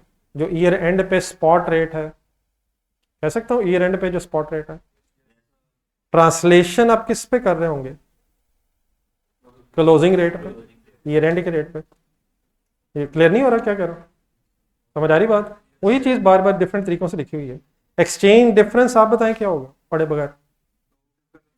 एक्सचेंज डिफरेंस नहीं, एक्सचेंज डिफरेंस जो हमारा भी आ रहा है, एक्सचेंज गेन लॉस की शायद बात हो रही है, डिफरेंस आ जाता है। A difference resulting from translating a given number of units of one currency into another currency at different exchange rates. For example, एक सेकंड बोर्ड पे देखें, $10,000 है, मल्टीप्लाइड बाय 280 करूंगा तो जरा सॉल्व करिएगा, मेरे ख्याल 28 लाख बनता है शायद, 28 लाख। ठीक है, अब सपोज कुछ दिन बाद $10,000 मल्टीप्लाइड बाय सपोज 282, आंसर बताइएगा प्लीज, बता दो यार, सॉल्व कर लो यार, कब जुबानी किसने कहा यार, कमाल हो गया, जुबानी हो नहीं रहा, कैलकुलेटर यूज नहीं कर रहे, साथ वाला करी यार जरा, वो भी नहीं कर रहा, प्लीज यार। 2820 हो जाएगा शायद, 28,20,000 करी यार, देखी यार, हो गया यार। तो $10,000 एज इट इज है, डिफरेंट डेट्स पे डिफरेंट रेट्स जो मैंने लिए, इससे कोई डिफरेंस आया बीच में? तो ये डिफरेंस क्या है? ये एक्सचेंज डिफरेंस है। और अगर फॉर एग्जांपल ये 10,000 देने थे तो बताएं गेन है या लॉस है? अगर देना था तो ज्यादा देना पड़ा, लॉस है, और अगर लेने हैं तो गेन है। तो एक्सचेंज डिफरेंस मींस जो डिफरेंस आ रहा है, और वो डिफरेंस गेन या लॉस हो सकता है डिपेंडिंग अपॉन द सिचुएशन। ठीक है, तो अब जरा वर्ड्स दोबारा पढ़ लें, तो ये सच डेफिनेशंस को रट्टा लगाने की जरूरत नहीं है, लेकिन जस्ट एक आइडिया तो होना चाहिए। A difference resulting from translating a given number of units of one currency into another currency at different exchange rates. तो 280 पे मैयर करें, 282 पे मैयर करें, तो जो डिफरेंस आ गया एक करेंसी को दूसरी करेंसी में मैयर करने से, उसे एक्सचेंज रेट बोला जाता है। ओके है प्लीज? Any confusion? ये ऑनलाइन स्टूडेंट्स आपकी क्या होता है जी स्पॉट रेट? अपने वर्ड्स में, अपने वर्ड्स में,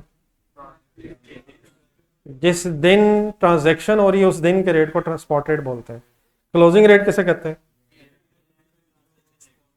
एक्सचेंज डिफरेंस किसे कहते हैं? अपने वर्ड्स में, अपने वर्ड्स में, एक करेंसी को डिफरेंट रेट्स पे मैयर करने से जो अमाउंट्स में डिफरेंस आएगा, that difference is called as exchange difference. और वो गेन भी हो सकता है, लॉस भी हो सकता है, डिपेंडिंग अपॉन द सिचुएशन। इसके नीचे एक पैराग्राफ बना हुआ और इसके नीचे एक टेबल भी है, लेकिन इस पैराग्राफ से पहले, इस पैराग्राफ को पढ़ने से पहले नीचे वाला जरा टेबल मेरे साथ देखें।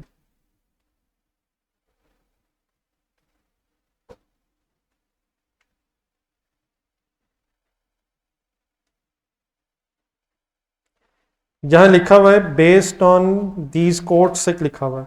अब दीज कोट्स कुछ ऊपर भी लिखा है, जरा टेबल के अंदर आ जाए जरा, और जरा 5 मिनट पहले मुझे जरा दीजिएगा, मैं जरा बात समझाने की कोशिश कर लूँ, उसके बाद अगर कोई कन्फ्यूजन रहेगी तो आप प्लीज जरूर डिस्कस कीजिएगा। लिखा हुआ है direct quote and indirect coat. Exchange rates को लिखने के लिए दो तरीके अडॉप्ट किए जाते हैं। एक्सचेंज रेट को लिखते हुए दो तरीके यूज किए जाते हैं। एक्सचेंज रेट्स को दो तरह से कोट किया जाता है, one is direct quote and another is indirect coat. परेशान न होइएगा, 2 मिनट 3 मिनट और दें मुझे भी। एक्सचेंज रेट्स को लिखने के, एक्सचेंज रेट्स को कोट करने के, लिखने के दो तरीके हैं, एक है डायरेक्ट कोट और एक है इनडायरेक्ट कोट। इसके सामने जस्ट एक छोटा सेंटेंस पढ़ लें दोनों के सामने, फिर मैं बताता हूँ ये हो क्या रहा है। FCY foreign currency, foreign currency is taken as a base means one, और आगे लिखा हुआ है normally used in Pakistan, Pakistan में नॉर्मली डायरेक्ट कोट ही होता है। एक सेकंड, नेक्स्ट लाइन पढ़ना है।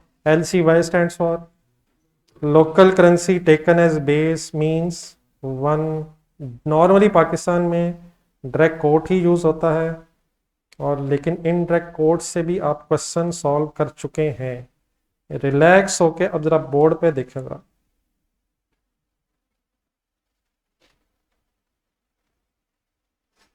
एक्सचेंज रेट्स को लिखने के तरीके डिस्कस हो रहे हैं, जस्ट एक सेकंड।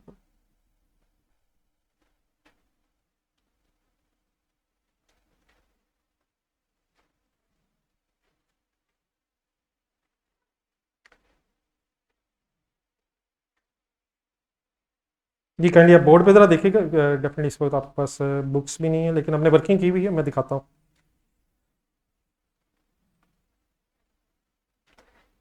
जी फर्स्ट एग्जांपल ज़रा ये देखें स्टार्ट में, पाकिस्तानी कंपनी है, इट मीन्स आप पाकिस्तान में है।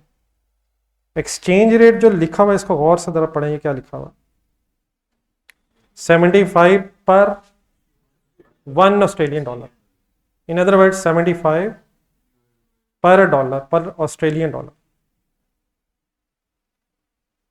पर ऑस्ट्रेलियन डॉलर। ये पर बेटा मैथमेटिकली मीन्स डिवाइडेड बाय, सही कह रहा हूं।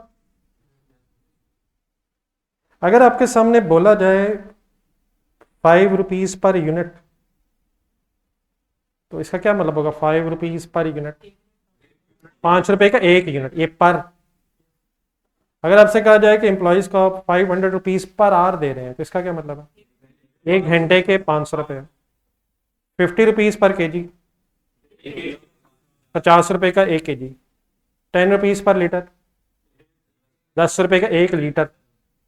75 रुपीज पर डॉलर, 25 रुपए का 1 ऑस्ट्रेलियन डॉलर, सॉरी 75 रुपए, 75 रुपीज का 1 ऑस्ट्रेलियन डॉलर। अब आप पाकिस्तान में इस वक्त हैं, पाकिस्तानी कंपनी है और फॉरेन करेंसी को 1 रखा हुआ है।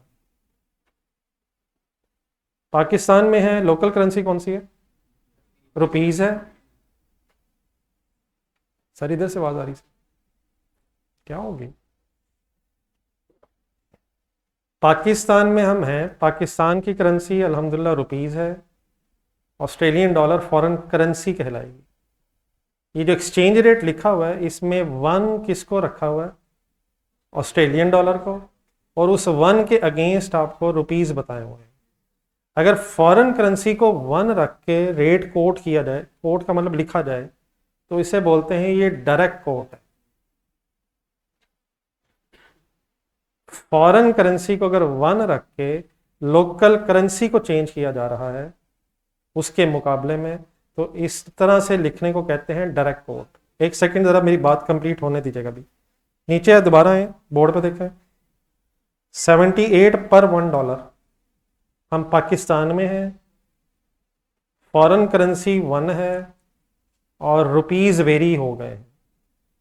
पहले $1 कितने का आ रहा, पहले $1 के लिए कितने रुपीज चाहिए थे, और अब 78 रुपीज का $1 है, रेट में फ्लक्चुएशन आ गई है। किसको कांस्टेंट रखा हुआ है और किसको अकॉर्डिंगली एडजस्ट किया जा रहा है, फॉरेन करेंसी को 1 रख के लोकल करेंसी को अकॉर्डिंगली उसके मुकाबले में चेंज किया जा रहा है, एंड सो ऑन। नीचे एक और एग्जांपल देखें, पाकिस्तानी कंपनी है, मेरे साथ साथ जरा काइंडली रहिएगा, तो पाकिस्तानी कंपनी है और नीचे आपको एक एक्सचेंज रेट ये बॉक्स में दिया हुआ है। पाकिस्तान में आप हैं, रुपीज लोकल करेंसी है, रियाल क्या कहलाएगी, फॉरेन करेंसी। ये रेट क्या लिखा हुआ है, 30 रुपीज पर 1 रियाल। क्या फॉरेन करेंसी को 1 रखा हुआ है, तो क्या ये भी डायरेक्ट कोट है। डायरेक्ट कोट क्या होता है, जिस मुल्क में आप हैं उस मुल्क के एंगल से फॉरेन करेंसीज को अगर 1 रखा हुआ है और रेट को अकॉर्डिंगली लिखा जा रहा है, तो देन ये डायरेक्ट कोट है। अभी मैं आपको और भी रेट सिखाता हूँ। अमेरिका ज़रा पहुँचे जहनी तौर पे, वहाँ की लोकल करेंसी क्या है, डॉलर, बाकी सारी फॉरेन करेंसीज हैं। अगर foreign currency for example Euros को 1 रख के डॉलर का कंपैरिजन हो रहा हो, अमेरिका में आप बैठे हैं, डॉलर लोकल करेंसी होगी। अगर यूरोस को 1 रख के अकॉर्डिंगली डॉलर्स में चेंज किया जा रहा है, तो डायरेक्ट कोट है या इनडायरेक्ट कोट है। लेकिन अगर आप अमेरिका में हैं और डॉलर को 1 रख के अकॉर्डिंगली रेट एडजस्ट किया जा रहा हो, तो फिर ये डायरेक्ट कोट नहीं इनडायरेक्ट कोट होगा। अगर पाकिस्तान में रुपीस को 1 रख के डॉलर्स की, पाउंड्स वगैरह की चेंज कैलकुलेट की जा रही है, तो ये क्या कहलाएगा, इनडायरेक्ट कोट। तो सबसे पहले डिसाइड क्या करना है कि आप किस कंट्री में हैं। अगर उस कंट्री में जाके फॉरेन करेंसी को 1 रख के रेट कोट किया जा रहा है, तो ये डायरेक्ट कोट है। और अगर लोकल करेंसी को 1 रख के रेट कोट किया जाए तो ये इनडायरेक्ट कोट है। पाकिस्तान में, एक सेकंड जहनी तौर पे आ जाएं, पाकिस्तान में नॉर्मली एक्सचेंज रेट कैसे यूज़ किए जा रहे होते हैं, एक डॉलर कितने का है, एक पाउंड कितने का है, तो हम पाकिस्तान में बैठ के फॉरेन करेंसीज को अगर 1 रख के रेट लिख रहे हैं तो ये डायरेक्ट कोट है या इनडायरेक्ट है? नॉर्मली डायरेक्ट है, लेकिन इनडायरेक्ट कोट तब होता है जब लोकल करेंसी को 1 रखा हो। एक सेकंड कैंडी बोर्ड पे देखें और गौर से सुनिएगा मेरी बात। ये उस दिन हम वर्किंग भी कर रहे थे, इस वर्किंग में एक डिफरेंस भी आ रहा था। ये फर्स्ट क्वेश्चन जरा गौर से देखना है प्लीज। सबसे पहला डिसीजन मैंने क्या लेना है, ये किसी को पता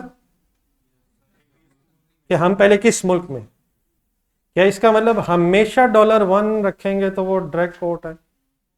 सबसे पहले क्या डिसीजन है कि आप किस कंट्री में है। तो इस क्वेश्चन नंबर 1 में हमारी जो कंपनी थी वो डॉलर बेस थी। हम ऑरलैंडो एक कंपनी थी जिसकी फंक्शनल करेंसी, जिसकी लोकल करेंसी डॉलर थी। अब इससे पहले कि मैं आगे आपको रेट दिखाऊं, आप बताएं इस केस में डायरेक्ट कोट कब होगा? अगर डॉलर को 1 रखा होगा, डॉलर को 1 रखा होगा या इसके अगेंस्ट फॉरेन करेंसी को 1 रखा? और अगर हमें $1 नजर आया, हम अगर अमेरिकन कंपनी है और डॉलर मींस लोकल करेंसी को अगर 1 रख के रेट कोट हुआ हुआ तो फिर वो इनडायरेक्ट कोट होगा। अब आए जरा थर्ड लाइन में, यहाँ पे $1 अगेंस्ट 0.8 यूरोस दिया हुआ था, तो is it a direct quote और इनडायरेक्ट कोट? डायरेक्ट कोट या इनडायरेक्ट कोट? तो what is direct quote and what is indirect coat? First decision is कि आप किस कंट्री में। हम अमेरिका में हैं और लोकल करेंसी डॉलर है और $1 रख के यूरोस को अकॉर्डिंगली फ्लक्चुएट करके आपको बताया जा रहा है। आगे भी देखें जरा, आगे भी देख लें, आगे भी देख लें। नीचे जो रेट्स है इसी क्वेश्चन में, वहां भी $1 को 1 रख के अकॉर्डिंगली यूरोस की फ्लक्चुएशन आपको बताई जा रही है। यूएस बेस्ड कंपनी थी, डॉलर लोकल करेंसी है और डॉलर्स को 1 रख के अगर रेट कोट हुआ हुआ तो ये इनडायरेक्ट कोट गिवन है। बात मेरी कुछ समझ आ गई है प्लीज? हमें कैसे पता चलेगा कि डायरेक्ट कोट है या इनडायरेक्ट कोट है? हम डिसाइड करेंगे कि हम किस मुल्क में हैं। अगर उस मुल्क की करेंसी 1 है तो इनडायरेक्ट कोट है, और अगर उस मुल्क की करेंसी के मुकाबले में फॉरेन करेंसी को 1 रखा हुआ है तो वो इनडायरेक्ट कोट की बजाय फिर डायरेक्ट कोट है। अब कुछ वर्ड यहां तक समझ आ गए? आ जाए जरा वापस उसी पेज पे, आप जरा पढ़ें दोबारा वो लाइंस, जो 2 लाइंस पढ़ रहा था। पेज नंबर सॉरी क्या थे? पेज 34 के स्टार्ट पे जो पढ़ रहे, सॉरी मिड में एग्जाम्पल्स ऊपर। अब वर्ड समझ आ जाएंगे? तो आप बोल दें जी क्या होता है डायरेक्ट कोट देख के। अच्छा, टेकन एज अ बेस का मतलब समझ आता है? ये जो पर है, जो जिसको आप डिवाइड करें वही 1 है। रुपीज पर डॉलर, 200 रुपया पर डॉलर। बताइए डायरेक्ट कोड बोला मैंने या इनडायरेक्ट कोड? पाकिस्तान में 200 रुपया पर डॉलर। आपको कैसे पता चला मैंने डॉलर को 1 रखा है? पर बेस नहीं, पर डॉलर बेस, जो चीज बेस होगी वो 1 है। अगर मैं बोलूं डॉलर पर रुपी पाकिस्तान में, डॉलर पर रुपी, अब मैं बेस किसको रख रहा हूं? डॉलर पर रुपीज। अब रुपीज को बेस रखने का मतलब मैं रुपीज को 1 कह रहा हूं। पाकिस्तान में खड़ा होकर अगर मैं बोलूं rupees per dollar, rupees per dollar sir, mix होगी ये गेम, मिक्स हो रही है सर। पाकिस्तान में अगर बोला जाए रुपीज पर पाउंड सर मैंने चेंज किया थोड़ा सा, लेकिन रुपीज, अच्छा पर जो होगा ये सबको पता है वो 1 है। पर डिवाइडेड बाय, पर यूनिट, पर आर, पर लीटर। रुपीज पर पाउंड अगर बोलूं तो पाउंड को 1 रख रहा हूं पाकिस्तान में, तो फॉरेन करेंसी 1 होने की वजह से डायरेक्ट कोट है। अगर पाउंड पर रुपी बोलूं, पाकिस्तान में खड़ा होकर अगर पाउंड पर रुपी बोल रहा हूं तो अब मैं रुपीज को 1 रख के अकॉर्डिंगली आपके सामने इनडायरेक्ट कोट बोल रहा हूं। एक सेकंड आए जरा यूके चलते हैं। यूके की करेंसी कौन सी लोकल? सर जाने दें सर, ये तो पता ही होगा सर, पाकिस्तानी करेंसी में तो डाउट हो सकता है सर, वही सर। पाउंड्स अगर लोकल करेंसी हो, और गौर से आप मेरे वर्किंग वर्ड सुने जरा, पाउंड्स लोकल करेंसी है। अगर मैं बोलूं डॉलर पर पाउंड,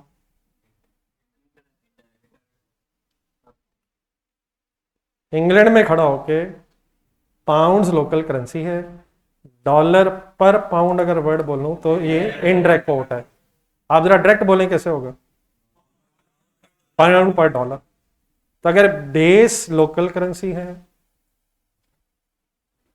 तो इनडायरेक्ट कोट है,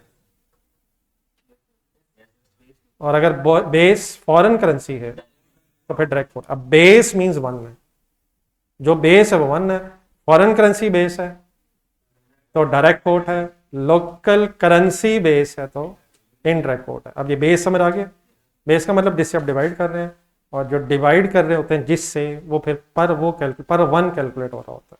अब ये पूरा सेंटेंस समझ आ गया? प्लीज एक दफा देख के बोले जरा डायरेक्ट कोट क्या होता है अपने वर्ड्स में, इंग्लिश में, मतलब ऐसे नहीं, उन वर्ड्स को ट्रांसलेट करें अपने लिए। मेरा वैसे शॉर्ट वर्ड्स ये हैं, फॉरेन करेंसी अगर वन है तो डायरेक्ट कोट है, लोकल करेंसी अगर वन है, और मैं क्या कह सकता हूं, जिसे वन कह रहे हैं वही बेस है, जो बेस में होगा वही वन होता है। आर्स, रुपीज पर यूनिट पर आर, जो बेस में चीज होगी उसे वन रखा जाता है। आई नीचे थोड़ी सी एग्जांपल्स करवाएं, मुझे आइडिया हो जाएगा आपको क्या समझ आया।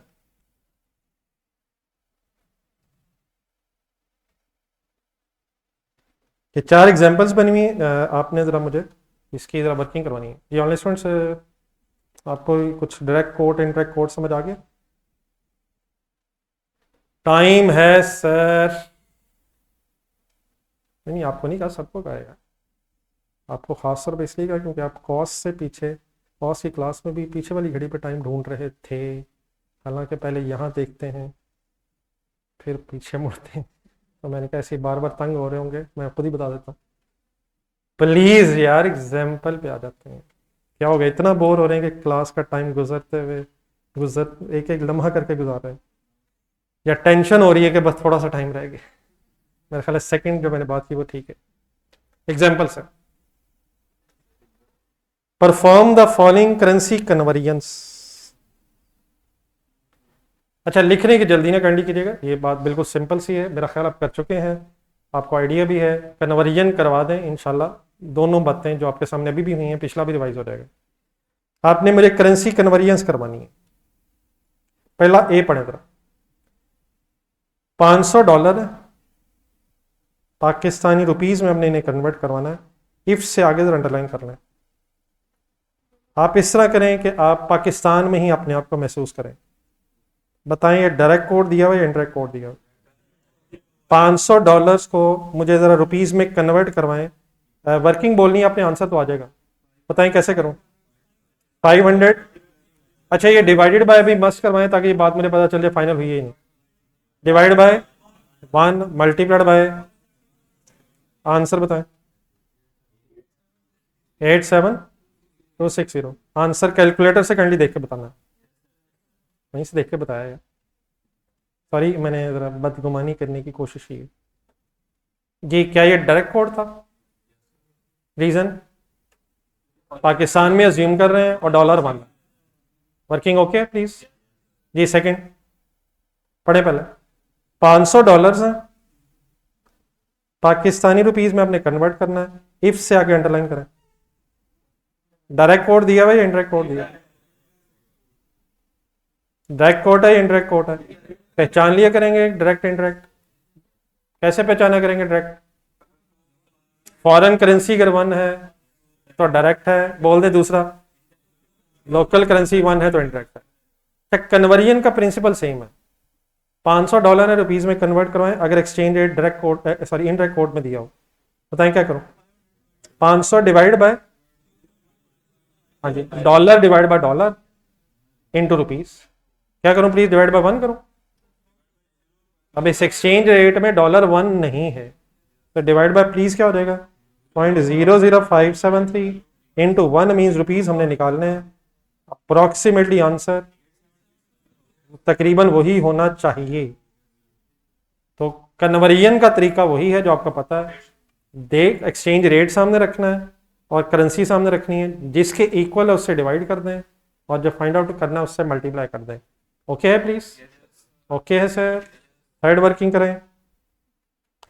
अब 87,260 रुपीज को आपने डॉलर्स में कन्वर्ट करवाना है अगर एक्सचेंज रेट है $1 अगेंस्ट। जी हुक्म करें, क्या करूं? ना सर, ना सर, ना सर, ना सर, रुपीज को डॉलर में कन्वर्ट करवाना है। रुपीज बताएं कितने? 87260। और से रेट देखें, divided by one sir, divide by one sir. क्या ये रुपीज है सर? तो रुपीज को रुपीज से डिवाइड करें और डॉलर फाइंड आउट करने तो मल्टीप्लाई करें। प्लीज बोल दें क्या लिखूं? Multiplied by one is equal to approximately 500। Okay sir, ये वैसे डायरेक्ट कोड है इनडायरेक्ट कोड है? है। नंबर 3 सर, डायरेक्ट कोड है लेकिन लोकल करेंसी को फॉरेन करेंसी में कन्वर्ट करना है। डायरेक्ट कोड है sir. Sir C C sir C. Pakistan में है, पाकिस्तान में अल्हम्दुलिल्लाह सर। हमने अल्हम्दुलिल्लाह हम कहीं नहीं जा रहे यार, मजबूरी है, पाकिस्तान में मजबूरी है अल्हम्दुलिल्लाह। चलें ये बात फिर किसने से, पाकिस्तान में है जी। डी करवाएं सर। सबसे पहले बताएं डी में एक्सचेंज रेट पाकिस्तान में हम है अल्हम्दुलिल्लाह सर। हम एक्सचेंज रेट देख के बताएं डायरेक्ट है इनडायरेक्ट है? सर जी फाइनल कर दें सर। कैसे वर्किंग कैसे करूं? 87260 डिवाइडेड बाय 0.000 डिवाइड बाय, मुझे बताना है मल्टीप्लाइड का इशू नहीं है। Divide by 1 rupee divide by rupee multiplied by 0.00573। इंशाल्लाह 500 आ रहा है अप्रोक्सीमेटली। अल्लाह का शुक्र है क्योंकि राउंड ऑफ हो गया जरा रेट, अल्लाह करे राउंडिंग उससे बच गया हो। ये चारों आंसर्स ओके हैं? ये अपने हाथ से वर्किंग लिखा जरा, ये जी नीचे राइट साइड पे जगह है।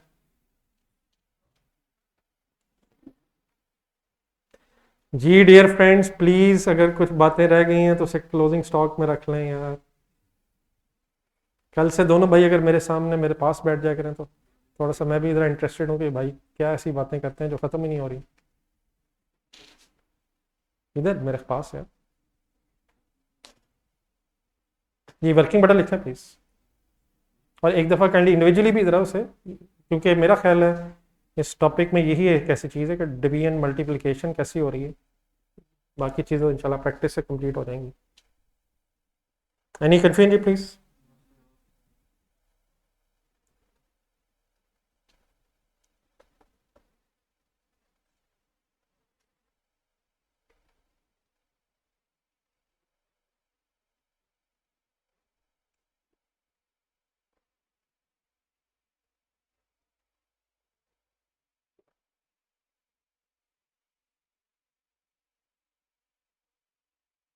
जी ऑनलाइन स्टूडेंट्स आप लोगों को बेटा वर्किंग समझ आ गई?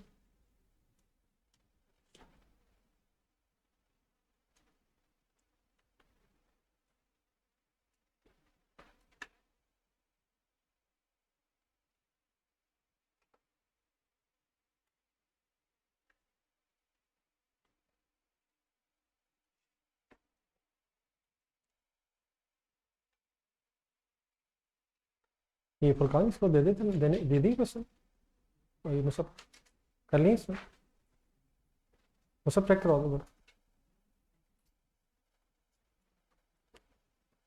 जी नोट कर लिए सर? चलो बेटा 2-3 डेफिनेशंस रह गई जो फिर मेरा ख्याल अब कल ही टाइम देते हैं सर। आज इस तरह करें ज़रा, ये जितना टॉपिक हमने कंप्लीट किया है ज़रा काइंडली एक बल्कि एक क्वेश्चन छोटा सा होमवर्क रख लें।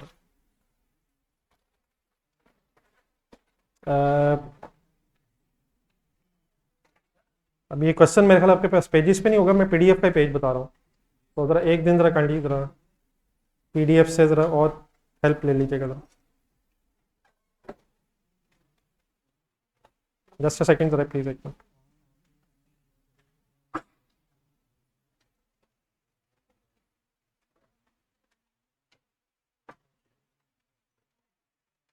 जी पेज नंबर 24 ज़रा नोट कर लें अपने पास। पेज नंबर 24 पे क्वेश्चन नंबर 2 रहता है, एमजीए, वो जो ऑरलैंडो कल किया था उसके नीचे क्वेश्चन रहता है। सिंपल सा क्वेश्चन है, कर सकते हैं आप लोग।